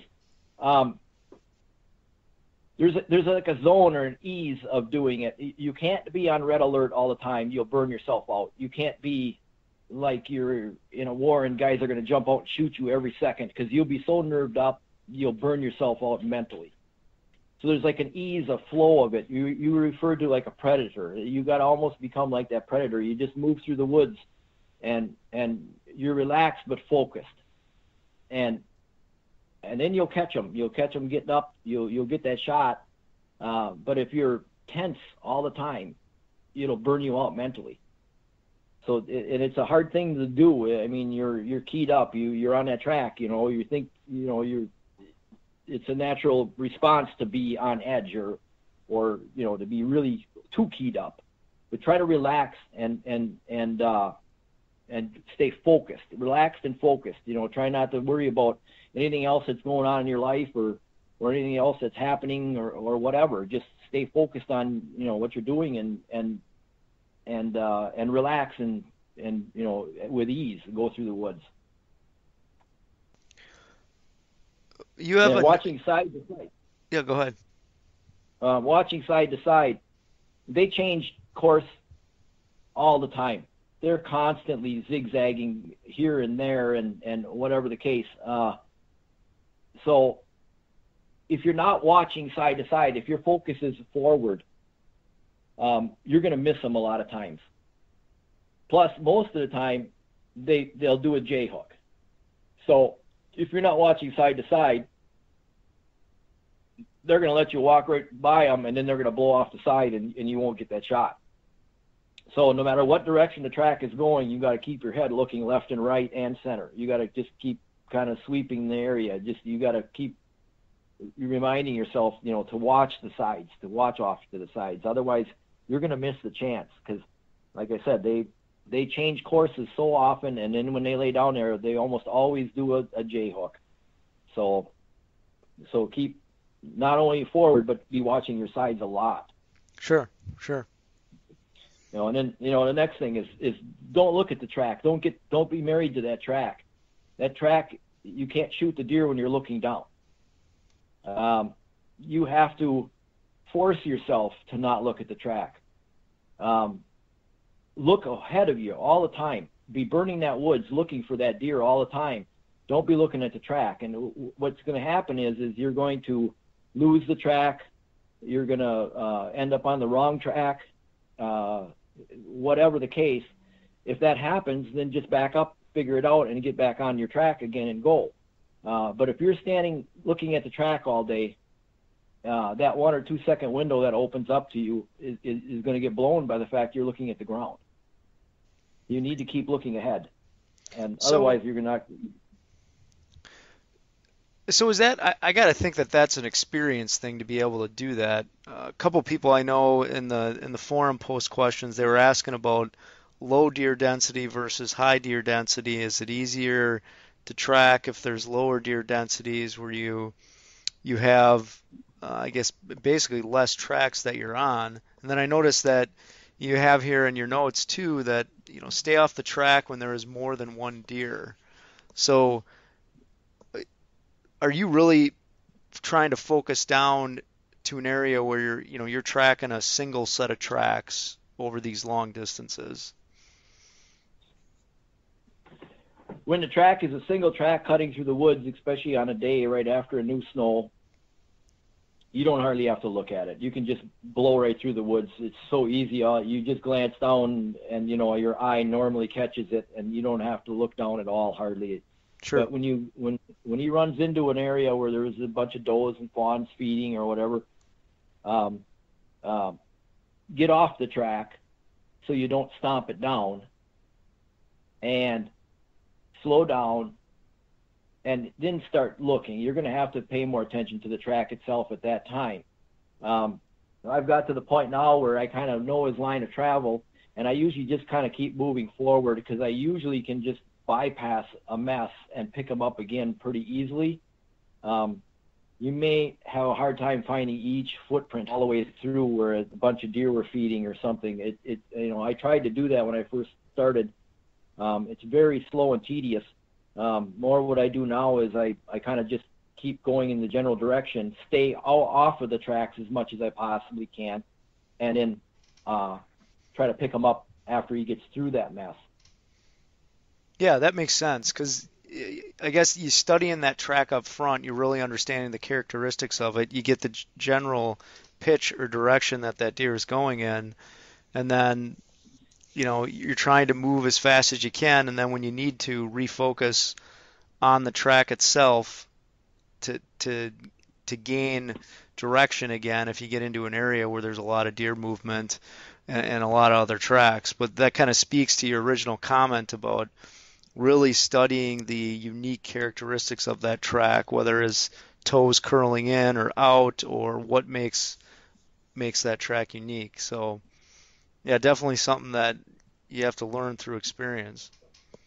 And you're going to lose tracks. You're going to take a track 1.5 miles and you're going to lose it. I still lose tracks. You're just going to get into a mess. If you go to northern Wisconsin or the UP, you got baits. And these bucks, they go from bait to bait to bait all night long looking for hot does. And when they go to a bait area, they came in and they walked over a whole bunch of other tracks, and then a whole bunch of does and fawns fed over the top of them all night long. You come into that, it's a mess. It's a mess. And if you don't, you have to just circle around and sort it out. You have to find his track again. They don't grow wings at a bait station and fly away. He walked out of there. It's your job to find out where he's walked out of there. Right. And it can burn time on you, and it can end your day just by the fact that if he hits 4 bait stations and it takes you an hour at each one to sort them out, you're going to run out of time. But again, you have to stick with it. You have to stay, and don't try not to stomp his tracks out when he runs into other deer, and then and try to find him again. He left there somewhere. He went somewhere. Now, is it typical for you to get on a track? Let's say you track it all day. It's getting close to dark. You haven't jumped him yet. Do you mark that spot, get out, and then the next day continue on with them, or do you just start fresh, coming in new, or what? I guess what makes your decision whether or not you're going to come back and start tracking that deer again the next day, or just move on and try to cut another set of tracks? That's a funny, brings a funny story up. I very seldom ever go back after a deer. I usually just go and look for a new track. You got to remember, I haven't caught him yet, so I don't know how much further he went that night. Now he's going to get another night yet to go on me. So I would rather look for a track that was made the night before I'm after him. Sure. Than to try to go back a day and a half. It just makes my odds lower and lower. So I usually don't. But I tracked one in Wisconsin, and I followed him for a long way. He was a decent buck. He was not a monster. I came across a monster that crossed his path, and I immediately turned and took it. I didn't go 150 yards, and I blew him up. And which, to get back to the previous story, he was in the third bed in a series of 3 beds in a very small area in a circle, maybe 30 yards. He was in the third bed. He bedded, got up, moved, bedded, got up, walked back, circled around, and then went and laid down into a little bit thicker stuff again the third time. And he was in the third bed when I blew him up, and he was a brute. He was one of the biggest tracks I've ever been on, and it was late in the day already, and I was very near the road. And I thought, well, I'm going to pull off him. I'm going to jump on him first thing in the morning and take him. And I stopped at the local watering hole to see what was going on down there and have a few drinks. Guy comes walking in the door, and he says, "It's snowing."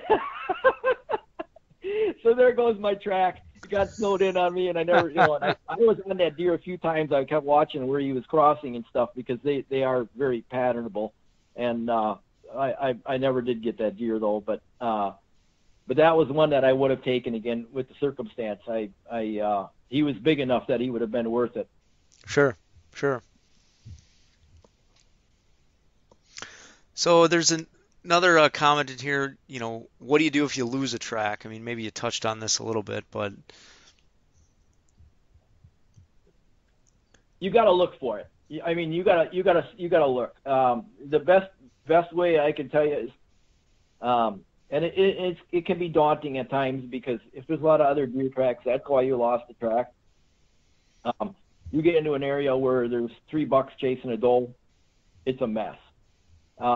You get these areas where it's really difficult, and it's really hard to figure out where you are when you're walking. And I walk circles, and it's hard to remember where you are in relation to where you lost the track. I'll mark it on my GPS when I decide to start circling, and that helps me a lot because I can pull it up on there and really zoom in and see where I am in relation to where I lost the track. And that helps me kind of decide, where I'm at. So I'm not just randomly walking all over the place. But you got to look. You got to search and search and search and search. And sometimes you'll pick them up again. Sometimes it's just too big of a mess. You get 3 bucks chasing a doe, it can be a mess, and it can cover a huge, vast area. They go back and forth and around and around and around, and trying to sort that. I've lost them. Plain and simple. You're going to lose them. You're going to run into those, and you're going to lose them. There's too many tracks over too huge of an area. So if you lose a track, you do your best. You just keep circling and searching and don't give up. If it gets tough, if the going gets tough, just be bound and determined to stick with it. And a lot of times you will sort it out. And again, the better you become at it, the easier it is to sort them out. Sure. So maybe we want to transition to, I know a lot of the guys had posted questions about how mature bucks behave when they, I guess, lay down their tracks or you're tracking them versus an immature buck, or what do you see differently about how they travel, the types of terrains that they travel in, how they enter their beds. Do you want to touch on some of that? Yeah, I guess it's kind of, I'm a carpenter by trade, and I equate it to an old experienced carpenter versus a young kid on the job. An older buck knows what he's going to do. He knows why he's going to do it, and he does it for a purpose and a reason. And he doesn't waste a lot of energy doing things for random reasons. They always have purpose, and you can tell that when you follow enough of a mature buck's track. He knows where he's going. He knows how to get there. Sometimes you scratch your head as to why he's going a certain way or whatever, until you discover a little bit more about the area, and you found out, wow, that seemed like a rough way through there, but that's the easiest way through there. There's no other good way through there. Sure. And they know how to get from here to there the easiest, quickest, safest ways. Are you kind of marveled sometimes at how, I guess, at their understanding of their natural environment and how they can find those pathways? Oh yeah, it's vast areas, miles and miles and miles, and they know exactly where to go. They'll follow a river for 2 miles, and they'll cross in the only spot that you could get across without swimming. You know, they know where them spots are, and they'll, again, if you find one of those, map it, because if you have nothing better to do and you don't have any snow, it's a good place to sit. You know, if that buck happens to be traveling that area, he's crossing there. He's coming back. Sure. You know, they are so predictable because of that reason. They don't do anything for random reasons. Everything is thought out. Everything is precise. And that one flaw in their character, actually, because they are so predictable. If you learn a buck, you can take 1,000 acres and narrow it down to a few paths. Yeah, I've heard Dan mention that before as well when he approaches his large swamps. Oh, there's no doubt about it. I go back year after year after year and find the same buck crossing the same spot in the road every year until he finally doesn't show up anymore, and I figure he's dead. But yeah, they are very predictable. They know exactly how to use the terrain and how they memorize all that and can remember all that, know where they are all the time. I don't know, but they do. They always know where they're at, and they know where they're going, and they know how they want to get there. They may get sidetracked, hot doe or something, but inevitably they'll come back. The one I shot in Michigan with the muzzleloader, I tracked him the year before. He came across the road. I'm sure it was the same buck. He came across the road in the same spot the year earlier, and I pulled off him because it was getting late in the day, not knowing that he was probably only bedded a quarter mile away. And then the next year I picked him up where he crossed the road there, and I started him there, and yeah, I don't think I went a half mile total before I killed him. And you could tell where he went back in there, that looks like the perfect place for a big buck like that to hang out. There was rubs back in there. There were beds back in there, and I'm certain that's his home. That was kind of his core area there. And the year before, I just gave up on him too soon. It was getting late in the day, and I was a long ways away from my truck, and I figured I better turn back now. But that's just one example of, you know, tens of 20s of big bucks I've been on that year after year after year use the same pattern of movement, to the point where when you start seeing the same pattern over and over and over again, they're all doing it. Have you got a sense for specific types of areas that they bed in these big woods, the mature bucks rather, like topography wise, or maybe how the trees are laid out or the undergrowth? That's sort of common. Of course, they always look for a safe spot. You know, they would like to be on a hump. They like to have visibility. But the bottom line is we're talking the rut. And when it's time for them to bed down, they'll find a safe area in that area they're in, and they'll hunker down. I don't think you could come back and bow hunt him there and hope for any luck, unless you happen to get lucky and that was his home core area. a lot of their beds seem very random during the rut, and I think they somewhat are. They will get into some thick stuff, and they'll lay on the edge where they got some visibility. Again, wind can be a factor as how they lay down as well, but those beds are what I would call rut beds. They may use them year after year when they get into that area because they know the area, but they're not a typical bed and feed type bed. So it's a little bit different. Sure.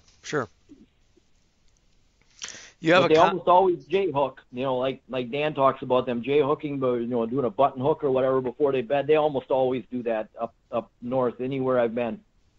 They all like to do that. They like to walk past where they're going to bed and then circle back around and lay down and watch. And I think it's because of the predators. They can just sit right there and they can lead the predator right by them. And by the time the predator knows what's going on, they're gone. They slip out the back. Sure. Makes perfect sense.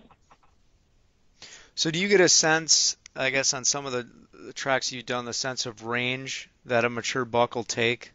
Like how many miles he may roam on a given day or live in? Or is it? Well, again, a lot of my hunting is rut-based, so they're on the move. The furthest I've ever taken a track and not caught up to him was 6 miles. And who knows how long he went before I picked up the track, and who knows how far he went after that. Right. So I can verify 6 miles. It wouldn't shock me a bit to hear 10, 12. If you think about it, if they walk 2 miles an hour, it doesn't take many hours for them to walk 12 miles. 6 hours, they're 12 miles away. And believe me, when the rut is on, if they're not with a doe, they're looking. They'll lay down and rest a little bit. Yeah, I think the other factor is too, a lot of times we often default to how fast we could travel 2 miles. And, we've all seen deer. I mean, deer can cover ground and hard terrain too. I mean, I've seen deer move through cattails and a swamp. They'll cut across a 150, 200 yard section in a matter of minutes that might take you, 30 minutes to get across because of the depth and the thickness. And you're panting and it's exhausted and you right. in 6 minutes. I know, I've been there. Right, and you see this buck cruise across it like it was nothing, or climb up the side of the ridge. So, yeah, I agree. They can cover some ground if they need to. Well, you got to remember that they're built to walk, and we don't walk every day. They do. That's just nature for them to walk, and for them to go and hike 12 miles really isn't that big of a deal for them. Right. It's really, and you follow them. They'll hardly stop. They'll hardly ever eat. I don't know how they survive. They just go. They're just like the Energizer Bunny. They just keep going and going and going and going and going, and it's amazing. They just, I don't know when they eat. They'll stop and they'll nibble a little bit of this or that, and then they're on their way again. And here's another thing too. I read all the information that I could get my hands on and did a lot of studying and everything. And they talk about, well, the buck will he'll feed up and then he'll lay down. Well, I have not found that in the areas that I hunt to be really reliable at all. I'll see him stop and he'll feed up simply because it's available right there in front of his nose, and so he'll stop and take advantage of whatever it is that he finds, and then he'll take off again. There are some instances where I've seen him do that, where they'll stop and they'll really paw the ground a lot and feed up real hard. Then I would be really on alert. But very seldom do I ever see them really feed up hard.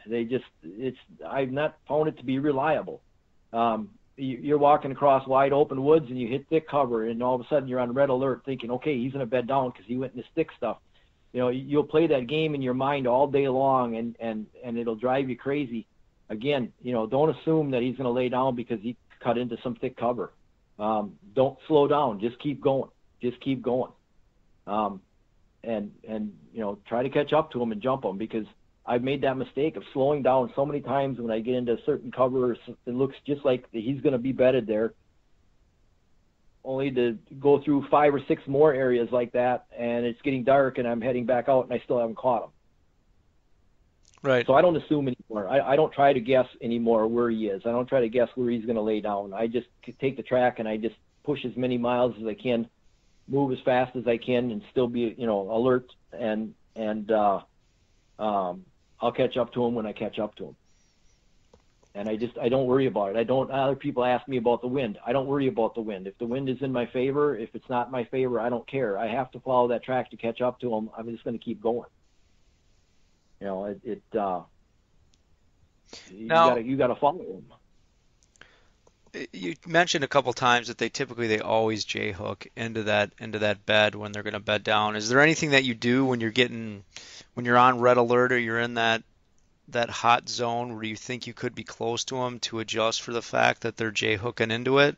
Or is that more just a mental note that you're going to see a set of tracks veer off from the predominant direction that they're going, and that's an indicator to you that I'm close? Again, that's a game that'll get you frustrated more times than not. He'll change directions, and it'll look like it's thick cover there, and you'll think, oh, he's going to J hook and lay down. And here's the deal. If you are on the J hook, you're already too late. Okay. Okay.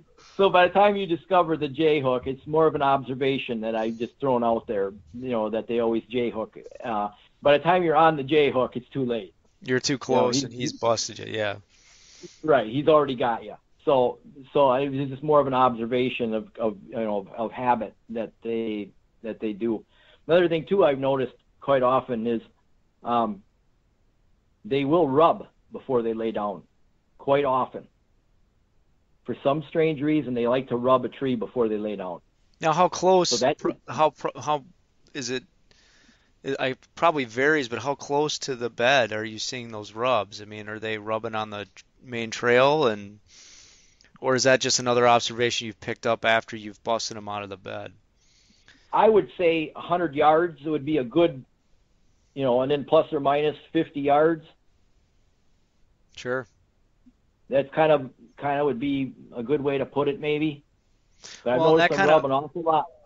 That kind of falls in line with, I don't know, what Dan's observed or what he's talked about before, how a lot of guys set up, they'll see rubs if they're hunting beds, or if they might not know they're hunting beds, but they set up on those rubs, and those rubs are 100 yards out, 150 yards out from where the bed is, and they maybe don't judge how long it takes that buck to get up and walk to them from their bed.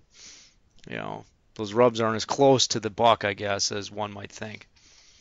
Yeah, well, and again, we're talking rut activity versus a lot of the hunting Dan does is, a bed and feed type pattern. Sure. That's a little bit different situation, but still, again, something I'm throwing out there that I know quite often. And I hear a lot of guys say too, I don't want to track them because I'm afraid somebody else is going to shoot my deer. And I always laugh when somebody refers to a deer as theirs before they got it. It isn't your deer until you punch in your tag. And again, I'll go back to that. You don't get 100% of the deer that you don't track. I can't shoot a deer if I don't track them. And let the chips fall where they may. If somebody else shoots a deer that I was tracking, good for them. I'll help drag it out. I don't care.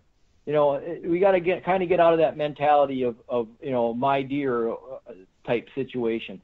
Go hunt, have fun. And if you push a deer onto somebody else and they get it, good for them. They earned it. They found a good spot and they picked the right spot and they were there and they got a deer and it's going to happen. I had one shot that I was tracking. Now I didn't push it to the guy because I didn't even freshen the deer up. So he didn't even know he was behind me, or that I was behind him, but it happened. The gun went off. I knew there was 2 trucks parked up the road, and later on that day I went back and I saw 2 old timers had this buck pulled out by their truck, and I went up and congratulated them, shook their hand, asked them if I could take a few pictures, and on my way I went, and I was happy for them. Right. And again, it's not my deer until I put a tag on them. So I don't worry about things like that. You got to track them to get them. And if something happens and some other hunter gets the deer you were after, you just be happy for them. And it's part of the hunt. It's it's a little, I guess it's a mentality, a little different mentality. You got to go about it. Well, yeah, and I think I don't know, it's a healthy mentality because a lot of guys kind of drive themselves nuts or do some crazy things because they're singularly focused on a specific deer, and we've heard all the stories, guys burning friendships and things like that because that's their deer they want to get, but there's always other deer out there, always other adventures. And my mentality has changed over the years too. When I was younger, I felt that way. I was, it was so important for me to get a deer, and and if somebody else got a deer and I didn't get my deer, that made me jealous, Right. and I don't feel that way anymore. I was driving down the road one day in Minnesota, and this guy was in the woods there a ways, and I stopped and I looked in there and see what he was up to, and I see he had a deer laying there. So I got out and I walked in. He had a really nice buck.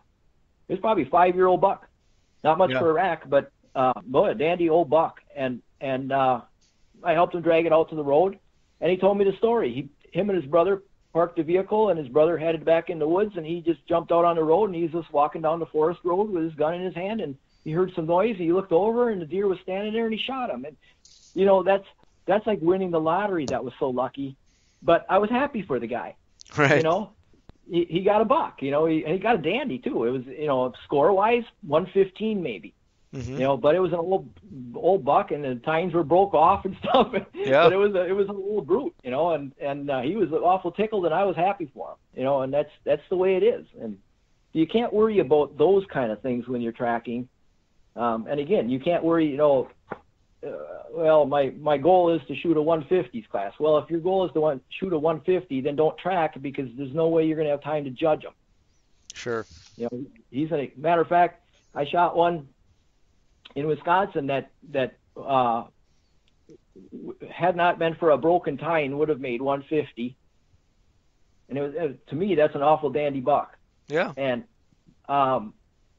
a guy, I had to go after him the second day. I had him wounded, and I went back after him the second day, and the guy that was with me, he ended up putting the last bullet in it, and he says, "It's a lot bigger than you told me." He asked me how big it was, and I said, "I don't know, it's 125, maybe 130." So I had no idea, and I saw the deer like 3 times. So you're not going to be able to score them, not especially up north with them darker racks and that thick brush. You have to make a decision whether you want to shoot or not, and you just shoot. And then, if it's a 120, be happy. If it's a 150, great. Well, you got the adventure to go along with it, and that's a lot of the fun. Well, and that is a big part of that tracking for me is being able to just be moving around all day, and it's an adventure. Every day is a new adventure. Every day is fun. It's not getting up in the dark, stumbling through the woods in the dark, getting in a stand and sitting there for 10 hours and freezing day after day. And in the Northwoods, if you see a deer, it's a good day. And you string together a whole season of sitting in that tree from dark to dark, that gets old. And tracking is an adventure every day. It's exciting. It's, you never know what's going to happen next. And like I tell everybody, I feel the odds are in my favor because I'm always after a big buck every day. When I'm in a tree stand, I don't know if there's a big buck within 100 miles of me, but when I'm on a track, I know there's a big buck in front of me every day. Right. So if my luck is 5% at tracking, all I got to do is take 20 deer. Yeah. So that's and you're gonna go through stretches where you just don't catch them. You just don't get a shot. Things just don't go your way, and then you're gonna get stretches where, boy, that was way too easy. And it just how it works out. It just sometimes things go your way, sometimes they don't. But you'll never learn anything about deer behavior like you will when you follow tracks through the woods. You learn things that will make you question everything you ever heard about, or read about in magazines and how deer behave and what they really do. Well, you figure the majority of time, you spend on stand. I mean, even if you're bed hunting, I mean, you're looking to cut them off or get them moving out of their bedding and coming to you versus switching it around and you going to them or you getting on their track and following them and seeing, I guess, more intimately how they're behaving as they move across that terrain. Well, again, there was a discussion on the beast about which way a buck travels in regards to wind. And when you follow 100 mature buck tracks, you start to see a pattern, and the pattern is they know where they want to go, and they go there. They don't care which way the wind is going, and they travel with purpose to get somewhere. And they will use their nose. They'll drop down and scent an area where there's a doe or doe bedding area, or if there's a danger area, they'll really go on red alert and they circle around and use their nose to their advantage. And of course, they're always using their nose regardless of what direction they're traveling. But the bottom line is when you're sitting in a tree stand and a deer walks by you, you don't know how many twists and turns that buck made over the last 3 miles and how many different directions he traveled in regards to the wind. All you see is that 100 yards where he walked through in front of you, and then you check the wind and you say, oh, bucks walk with the wind in their nose because Right. That one walked with the wind in their nose. Well, he did at that moment, but if you would have backtracked him over the last 3 miles, he went in every other direction as well in regards to the wind. And I see that over and over and over again, that bucks travel, and of course it's an educated guess I'm making when I say that they have purpose and they go somewhere for a reason, but you kind of see it again and again and again, and it kind of makes sense that's logical, that they knew where they were going. These bucks they'll cut through 3 miles, cross rivers at certain places. They'll know where there's saddles to cross across. They know how to avoid swamps. And out of the blue, bam, you'll end up on a little clear cut somewhere back in the middle of nowhere. Well, to me, that tells me that buck knew about that clear cut, and he went there to check that area for does. Right. It wasn't coincidence. Yeah. Right. And then he'll dive down and he'll circle around the edge of that clear cut, and he'll be scent checking that clear cut. And I know that isn't random. He didn't do that by accident. He didn't just stumble across that clear cut. He knew it was there 3 miles ago, and he knew how to get there. I think that particular point speaks volumes for someone. If they have the opportunity to hunt on a property, year in and year out, to really begin to understand how the deer move across that property and the patterns that they typically use, because that could help them. No their doubt. Setups. You own 80 acres somewhere, okay, and you don't have this buck living on your property. He's living on a property 3 miles away, and the rut comes in. And he comes through that area. When he crosses your property, he's crossing your property where he wants to cross your property, where he's been through there before.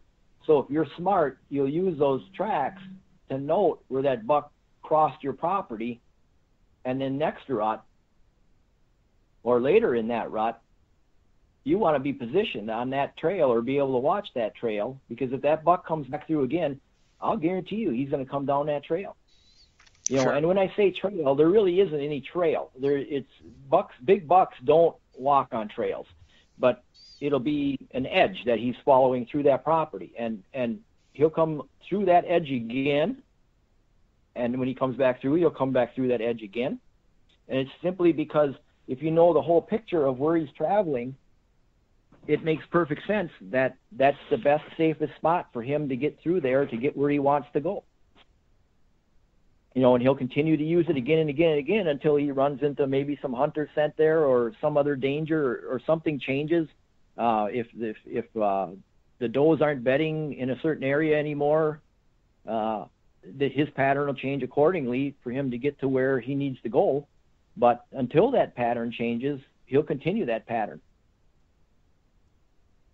That's the one thing I like to keep stressing to people is that, they're so patternable. It's not funny. They're ruts, I call them rut circuits. They use them year after year after year. I can be driving down a road and I can tell you, okay, we're going to come up over the top of the hill and we're going to hit this gully down here, and we get to this bottom. If there's a good buck in here, he's going to cross right there, and that's where the track will be. Yeah. And I know that from previous years. Well, you got me really thinking about a few areas that I hunt, and I mean, just some of the patterns that I've observed, but then, you know, especially in the rut, and how it got me thinking I maybe need to think a little bit deeper and observe a little bit more on how I could get back to some of these areas during the specific time and watch some of these corridors and see if history repeats himself, because, you know, it could pay off again. Well, there's no doubt. And again, getting back to, you know, just common sense, if you start to learn a buck's travel area, but you focus on areas near his core, you're a lot better off, because again, he's spending more time when he does go back to his core area. He comes into his core area and he leaves his core area. But if you happen to find where a different part of his circuit that's 3 miles away from his core area, well, he might only come through there once or twice during the rut.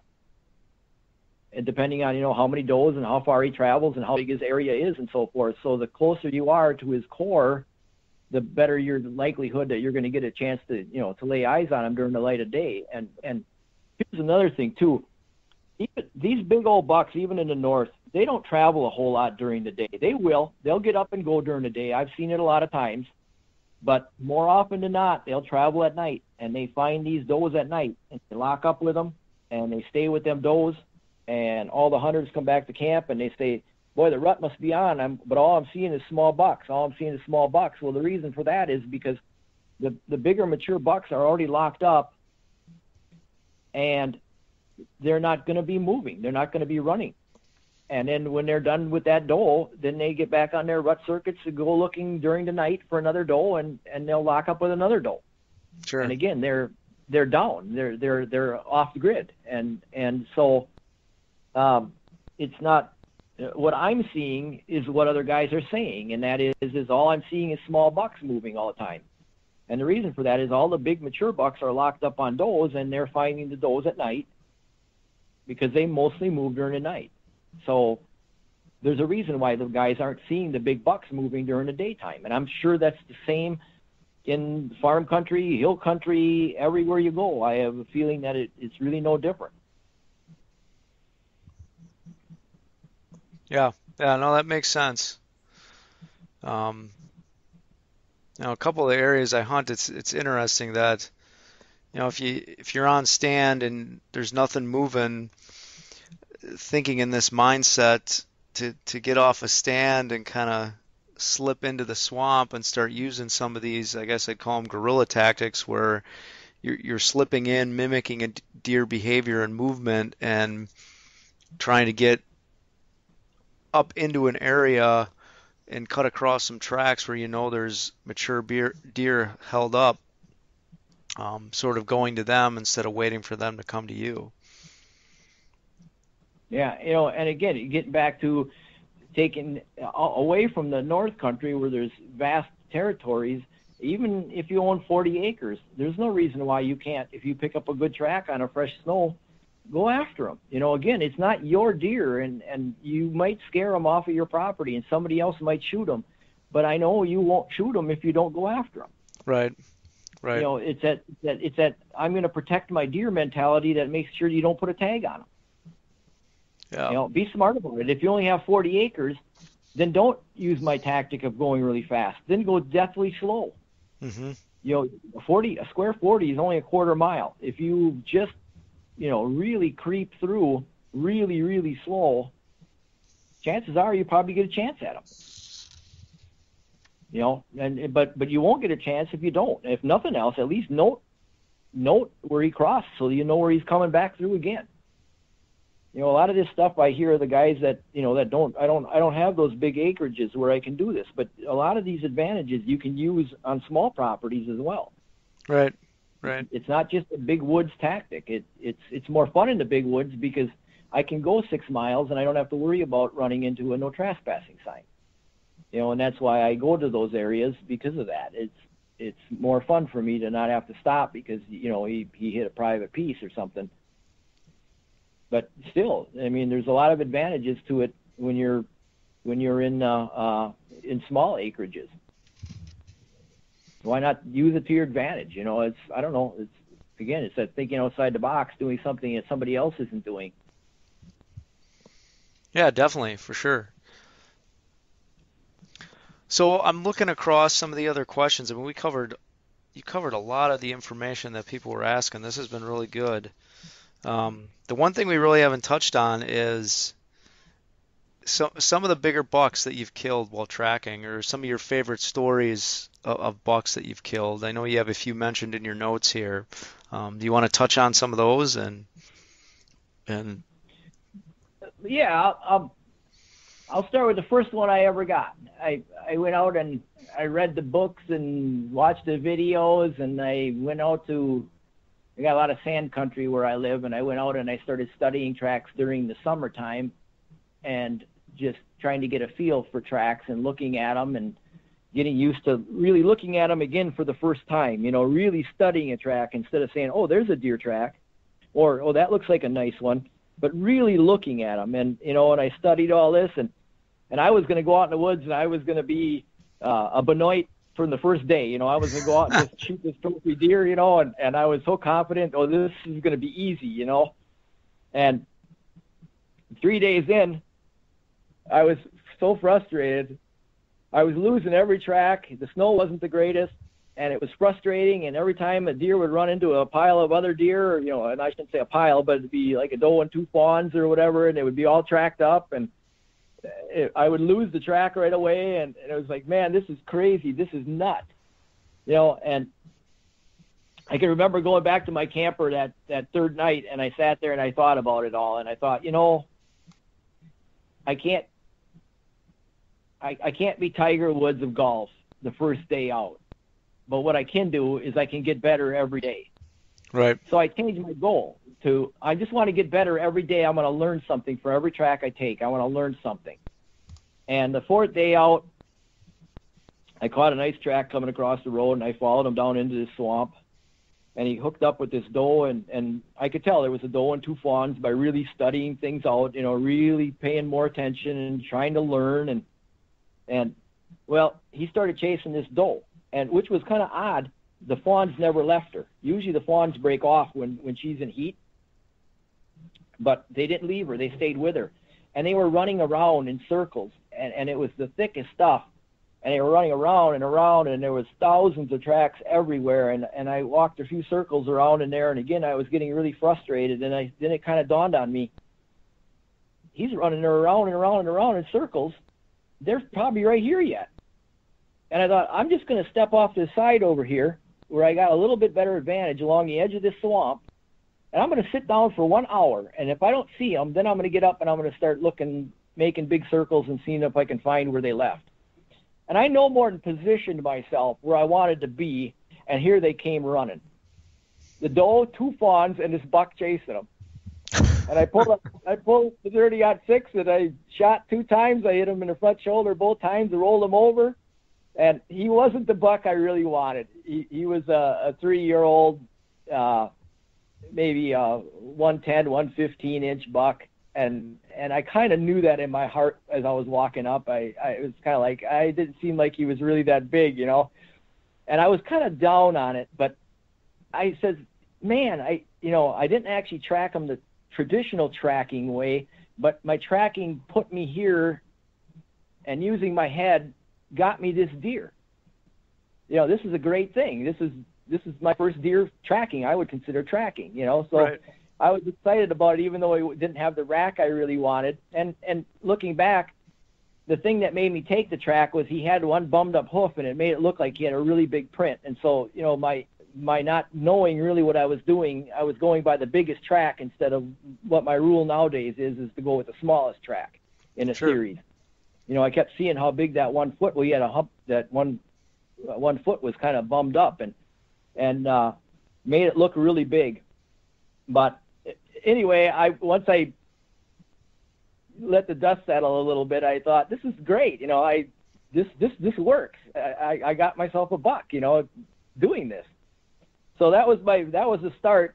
Well, I think it's a good story to tell because I don't know. I think in a lot of other venues, and we're all guilty of this, as you start pursuing mature animals, but we do tend to focus too much on the trophy, right? And don't focus enough on the path that we took to get there.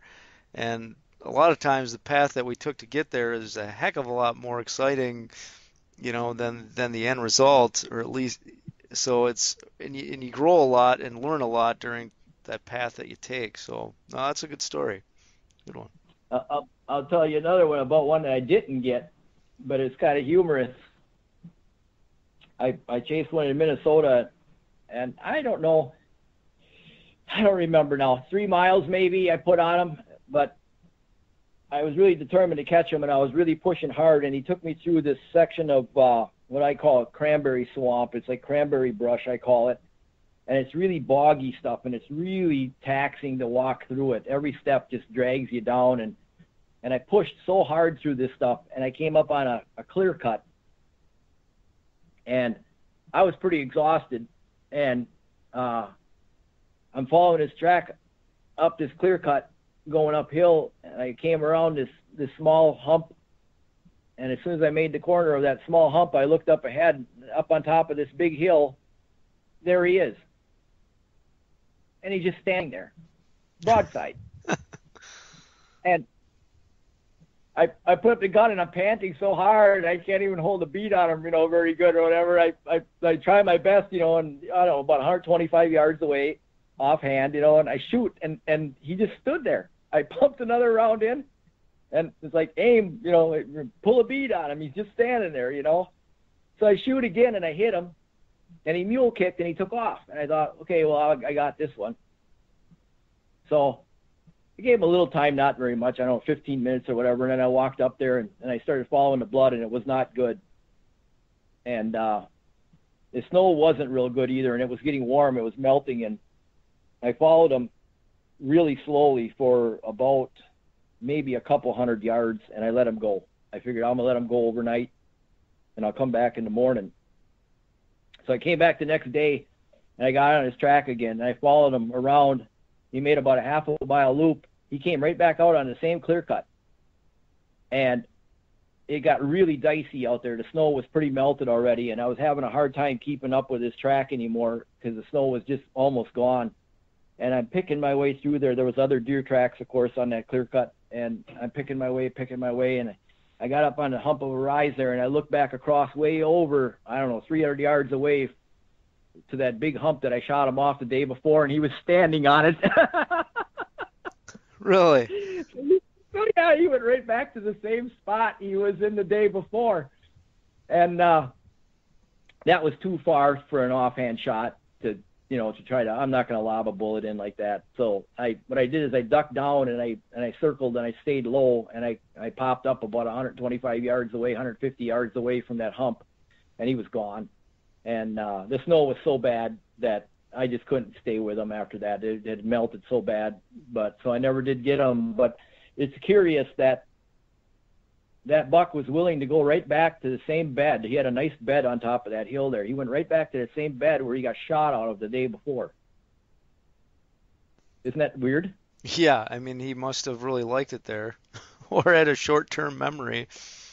Yeah, I don't know, but that was, so I guess that kind of taught me a lesson that, you can disturb them. You can even shoot them, and they'll come back. That's a lesson I learned, and I never take anything as being random anymore that I see in the woods. If he did that, I'm sure other deer will do it too. Well, so he might have had a really good vantage point from that area, and that maybe was this, in his instinct, was the safest bed that he could, be in. Oh, there's no doubt. That bed, when you sat in that bed there, he was king of the mountain, and he could see everywhere, and there's no way anybody was going to come up on him. The way I came up on him, it was just a miracle that he didn't see me sooner. And I'm surprised that I even got a shot at him the day before, where he was sitting there. Right. Good. Any other ones you want to talk about? That was a memorable one, even though I didn't get them. But I don't know. I think you got a Probably couple. my favorite was the big 8-pointer I shot up in Minnesota. That was on my 50th birthday, and that was the one I was telling you about he crossed the road in the same spot the year before where I left him off. I took that track at 8 o'clock in the morning, and I had my tag on him by, I don't know, 9:15, 9:30. It was with the muzzleloader. It was the first tracking deer I got with my muzzleloader. It was on my birthday. I don't know if there's anything memorable as far as from a learning standpoint, except for the fact that, like I was saying, I squeezed the poop and I could tell that it was very soft. Keeping track of that, watching that kind of stuff, being aware that the deer is very close at that time, and to be very careful. The one thing that is burnt in my memory with that one is the encounter itself. I think we saw each other at the same exact moment, and it was bizarre to the point of, it's like time froze, because I'm looking at him and he's looking at me, and neither one of us are doing anything. And it seemed like a lifetime, even though it was probably just 2 seconds maybe. But it was so weird. It was like I couldn't even pull my gun up to shoot him. And in my mind, I'm already telling myself, you're going to have to shoot him on the run. And that's exactly what happened. By the time I got myself to pull the gun up, he took off, and I just pulled out in front of him, and as soon as he crossed in front of the gun, I just pulled the trigger and I hit him and got him. But that one, I guess, was memorable because it was my 50th birthday, and it was a short hunt, and that's the way it can go. I've had several bucks that I've shot go into an area, be in and out in one day. Right. It can be done. You don't necessarily have to know the area you're going to. You don't have to pre-scout it. You can go into an area you've never been in before and have just as much luck as an area that you put 50 years into. It's one of the things that plays in my advantage because of my job, and I don't get a lot of hunting time anymore until November, and so it's handy for me. And my hunting areas are 3 to 7 hours away. Right. So I can't really get up to do any scouting or anything. So it's a tactic that can work for, going into an area cold, and you can be successful. Yeah, I mean, that is a good point. I mean, you're learning and learned a craft that allows you to go into a green area and use the sign that you're immediately picking up as you're on foot to get yourself on an animal. Yeah, it's different than what a lot of other guys do. I mean, typically they're scouting out of season, which typically takes a lot of time. You'll spend more time scouting out of season than you do hunting in season if you're trying to hunt sets over beds, where they're coming out of feeding and things like that. So that's pretty cool. Yeah, and here's another thing too. It's tougher than it sounds, and you get what I would consider ideal or perfect snow conditions if you're lucky 2, maybe 3 times in a season. Mm-hmm. And I hunt Minnesota, I jump to Wisconsin, and then I jump to the UP. So, I'm on the road for about a month or a little bit more than that. And in that stretch of time, I might get 2 or 3 days where I say this is absolutely perfect tracking snow. The rest of the time I'm hunting snow that's old. I'm hunting crunchy snow. There's you're not going to get that crystal perfect snowfall that you want, or it'll snow at the wrong time. You finally wait for snow and it'll come at the wrong time. It comes during the day, and then you wait for snow. You wait to get up the next day to go, and then it snows again the next morning. and it wipes out all your tracks from the night before. Right. You know, so the timing of the snow can really mess you up as well. You can get the perfect snow, but at the wrong time. And, you know, there's a lot to it. And deep snow, it's very hard to judge tracks in deep snow. They all look the same. I was on a really big buck one time, and the snow just came down like crazy. Well, not one time, many times, where the snow just opens up and it just snows, and it snows in the tracks. Yeah. You know, and you got a lot of effort into it, and you're done. You know, you pack it in and say, okay. You know, you can't even tell a fawn track from a big buck track anymore. You know, the snow comes down and you get about 2-3 inches on top of what was there, and it's amazing how little bit of snow it takes to really mess up your tracks. You know, that sky can open up and you can even get like a half inch of snow, and it can really mess things up to where it's really hard to tell. So, you know, it's a craft that if you're going to be good at it, you're going to have to learn all the different conditions, and you're going to have to, you know, not just that perfect once or twice a year that you're going to run into. You're going to have to learn how to deal with all the other conditions. You know, you get crunchy snow, you'll get that a lot. You get a little snow, it warms up, it freezes, and it's crunchy to the point where you're not going to come up on a deer. You know, at those times, you're almost better off to just backtrack them or just follow them just to learn where they go, where they do their crossings, and you know, and bank that information.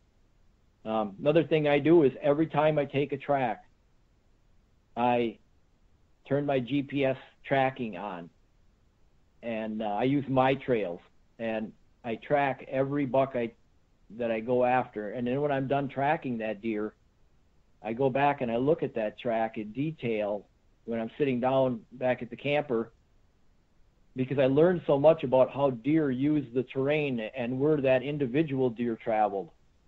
Because I've got the trail. When you're following a deer through the woods, you don't really know where you are. It doesn't make sense, you know, maybe where you are. If you're paying attention to where you are, you're not hunting.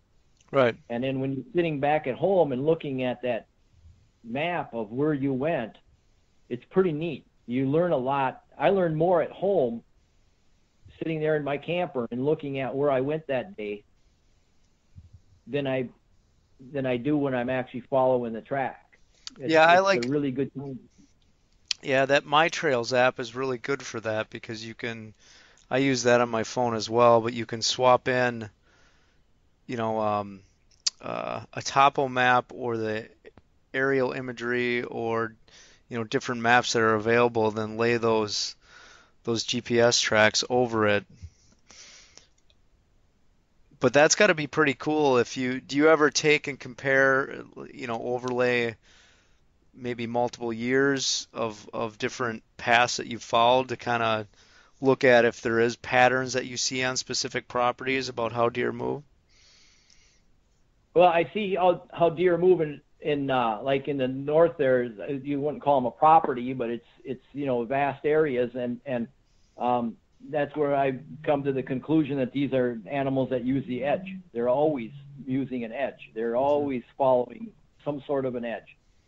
You know, and because it's so vast, and because there are so many edges out there, even if you're hunting an edge, you're still trying to win the lottery. But if you're hunting an edge that a big buck is using, now you're in the game. You know, so here's go ahead. Well, I guess here's a kind of a question that leads into that. If let's say you're hunting differently, you're not track hunting, you're bow hunting, and you're going to go set up a mobile set. How does what you've learned doing the tracking style of hunting sort of adjust where your mobile set is going to be, or how you may set up? Does it affect Well, it? and again, I really don't get much time up north to hunt prior to the rut. Okay. But if I do get a chance to get up there and it is during the rut, I know where to sit. I've got specific spots picked out along these travel corridors that a specific buck is using. And so I'm putting myself in the game. And the more I follow a specific deer or pick up his tracks here or there, I always note where they cross. And I start to draw a map in my head of where these deer are, so that if I am going to do a bow hunt, I know where to pop a stand in somewhere where I know he walks, where he does go there. Now, again, your odds are still low, but they're a lot better than they were. Right, right. Or you're finding that spot, like you mentioned, that river crossing where, more than one deer is probably going to take that path because that's the preferred path in that area, that crossing. That is correct. That is correct, because one buck is using it. There could be 3 or 4 big ones using it. Right. And because they learn from each other, and they all take the easiest path. So yeah, if you have a really good crossing like that, you may have 3 or 4 big bucks using that crossing, and then your odds go up even better. So yes, but again, what good is a bottleneck or an edge if there aren't any big deer using it? Sure. That one deer I tracked last year, he was headed right for a monstrous bottleneck, and he's following the edge of the swamp all the way there. And I'm thinking, I can't believe he's going to go through that bottleneck. Every year there's a hunter in there. Every year somebody's sitting there. And I'm thinking, that's so bizarre that he's going to go there. And he went all the way along the edge of that swamp, and he got to the point where he needed to turn and keep following that swamp and go right through that bottleneck, and instead he cut right across, and he crossed the swamp in a different spot.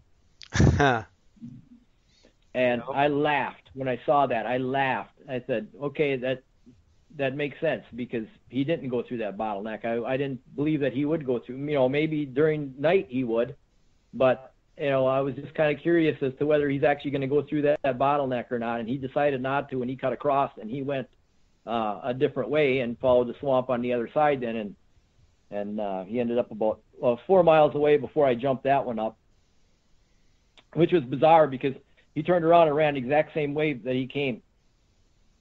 Because when I was following him, he wasn't chased. It was just his normal movement. But when I bumped him, he had circled around and laid down. And when I bumped him, he was heading back the other way. He crossed the highway, and he went right back to the same path, and he ran all the way back to where I started tracking him. Really? Huh. Yeah, he took the same exact course all the way through, which is funny, but it makes sense. I mean, that's his travel route. Why wouldn't he? All right, that's the quickest and safest way that he knows through that terrain. Yeah, to get out of there and to get to someplace safer. And and I watched that buck 2 years ago crossing the road, and I never tracked him. And then last year I finally got a chance to get on him, and I learned a lot about him in one track. And I think I know where his home is now. So next year when I go back up there, that's one of the areas I'm going to focus on. I'm going to be watching where I think his home core is, and I'm going to see if I can't pick up his track, because he was a good one. So he was one well worth following. So he'll be a year older yet. Sure. So and it's a series of doing this year after year after year. I don't get a lot of snow. There's some seasons I don't get any snow at all. So there's a lot of gaps, and I don't get to gather a lot of data because I'm not up there. If I lived up there, I'd be following tracks after season. I'd be following tracks after I tagged out. I'd be following them just to learn them, and patterning these bucks out, because then I would definitely be bow hunting for these deer, and I'd know exactly where to hunt them. But it's a series of that year after year. I get back on the same deer 3-4 times maybe, and then all of a sudden they vanish. Well, I'm sure they die. I'm sure they're dead. And it's kind of a fun game. Every year you've got a few picked out that you knew from the year before, and you wonder if you're going to run into them again, or if you're getting their chance at them again. And you don't get them. You get, I don't know, maybe you do get 1 out of 20 tracks you take, whatever. Sometimes you can get them back to back. You can go out and take a track, and then the next state you go to, you get a track and you get one. And then you can go 2 years without getting one, bad Right. snow or just bad luck, or, whatever the case is. But I'll tell you, if you want to learn how to deer hunt for trophy deer, especially in that North Country, start following tracks. You don't have to read magazines. You don't have to ask anybody anything. Just start following tracks and just note everything you see. And just keep remembering everything you see. Any behavior that they show is something that's typical. I always thought behavior that didn't match the magazines was an oddity But I've come to learn that it's not an oddity anymore. If you see it in the wild, there's a reason for it. Even if it doesn't match what the other guy is saying or what the magazine article says or what the expert tells you. I've learned that there's not too many oddities. Deer do things for a reason, and they do them again and again and again. Just because it doesn't match what somebody else has told you or what you've been taught, that doesn't make it wrong. Right. Very good. No, lots of good information. Well, I don't know if there's anything else you want to cover. We've got, I know we've been talking for quite a while. You probably want to get some rest since you've had some long days working. But anything else you think you've missed that you want to touch on? I don't know right offhand, and I have these questions that these people are asking, and it's going to be hard to read through them quick here, but yeah, I've been reading through them as we've been going. Okay. We've touched on low density versus high deer density, how it affects the track makeup.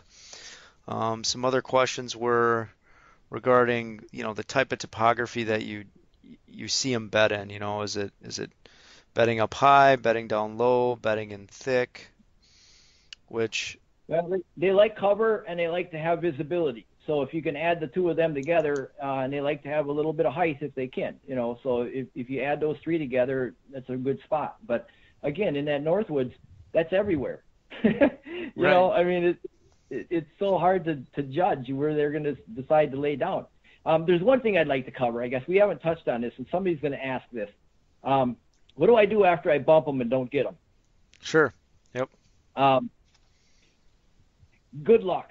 I'll say that. It's tough. Once you got them going and they know you're after them, it's tough. Okay. The only method I've ever had any luck with is give them time, an hour if you can, whatever. Give them some time to cool down. They don't run very far, believe it or not. Very seldom will they go over a half a mile. And they usually want to lay down again because I don't think they like to be moving around during the light of day. So they'll usually bed again. But they're waiting for you. So I think if you give them an hour, that helps them cool down a little bit and almost forget about you a little bit because they probably sit there and stare and you're not coming. Right. But what I do is, of course, when they first go, they're running like crazy. So as long as they're running like crazy, I just go. I go fast. I don't worry about it at all. I don't care if I make noise. I don't care if I, step on some brush or something. And then eventually they'll slow down to a trot. And then I still don't worry about it too much. I just keep moving. And when they finally slow down to where they're walking, then I get really serious about really going slow. And I kind of gauge that by how far they traveled. I'm assuming I'm probably going to bump into them at a half a mile.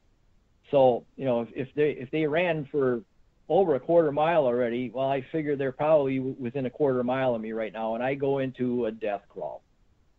I mean, if you were standing there watching me, you might not see me move. Okay. And it's so deathly hard to make yourself move that slow. It's almost impossible to force yourself to move that slow. No hand movements. You don't scratch your nose. You don't, move your hand quick. You don't, nothing fast at all. I mean, you just kind of just slide forward through the woods. You want your body to kind of move as one unit forward very, very slowly and just rip the woods apart with your eyes. And I've got on them that way. I've got on them, after I bumped them initially, but it's tough. It is tough. I mean, and that's the only method. That's got to take a lot of patience and significant amount of time, I would think, too. It's tough. It's hard to make yourself go that slow, so where you're hardly even noticeable that you're moving, and gauging every step. I mean, I slide my foot forward and I feel the ground with my toes. Right. I don't want to break any branches or anything at that point. And I'll even like slide stuff out of the way with my toes and kind of put the ball of my foot down and just slowly let my weight move forward onto that foot. And if I feel something at that point, I'll actually stop, and then kind of see if I can reposition my foot. But yeah, I mean, I'm talking so slow that if you're watching me, you might not be able to tell I'm moving. I mean, and you don't get very far. So, but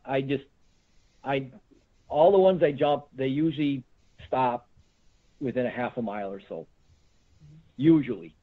So, I think it's worth the risk of going that slow and just really tearing the woods apart with your eyes and and hoping you're going to get a chance at them.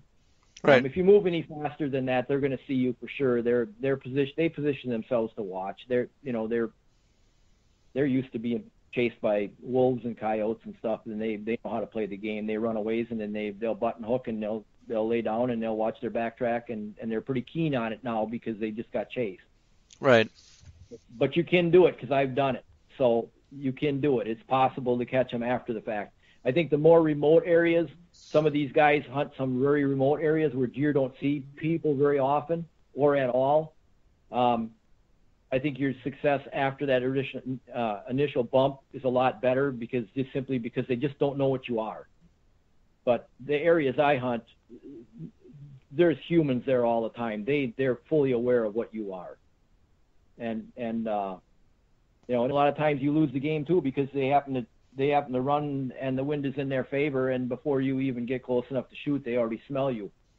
And so you'll come on an empty bed when you do catch up to them again, and because they winded you. I've had that happen a lot of times, and it's like, what do you do? Well, you just try. Yeah, and I think one person asked that on one of the questions here was, what do you do if you happen to be tracking one and they have the wind in their favor?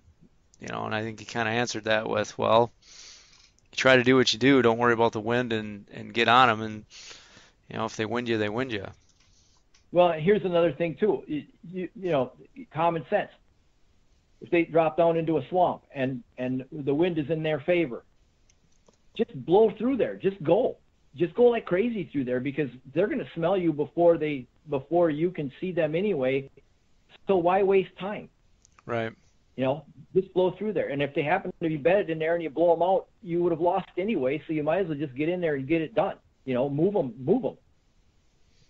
And then give them some time and to cool down if you do bump them and try again, and you're not going to get a lot of chances during a day. You don't get very far in one day. You go, if you put on a, 8-10 mile day, that's a really big day for me. And it's not because I can't walk any further. I'm beat after that, but it's just, there's only so many hours in a day and you can't move as fast as you think you'd like to. Right. No, I can imagine. That's some distance.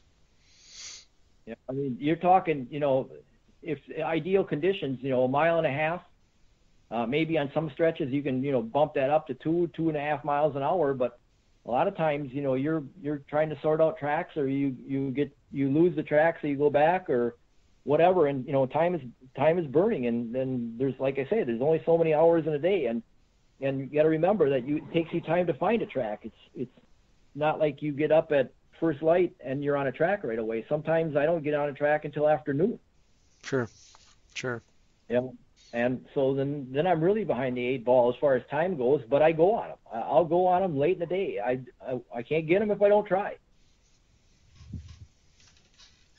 So very good. That's how I handle the situations once I bump them. I move fast when they're moving fast. When they slow down to a walk, I just really go slow. And that's been the only method that's ever worked for me. I've never caught up with them any other way. They always see me or smell me or something before I get to them if I do anything different. I know other guys have just tried other methods and stuff, but I've tried a lot of different things, and that's the only thing that's ever been successful for me once I bump them. Sure. Matter of fact, there was a tracker up in Minnesota that he even made the comment that once you bump them, just go find another one. You'd be better off to try to take one by surprise than to continue after one that knows you're after them. I always stay with the deer until I either lose them or it gets too late or whatever. As long as I'm on that deer, I stay with them. But the odds go way down. You're going to shoot most of your bucks on your first encounter. You're going to bump them up and you're going to get your shot. At least the areas I hunt. Sure. So I guess that's about it. If anybody's got any questions, they can shoot shoot me questions on the beast.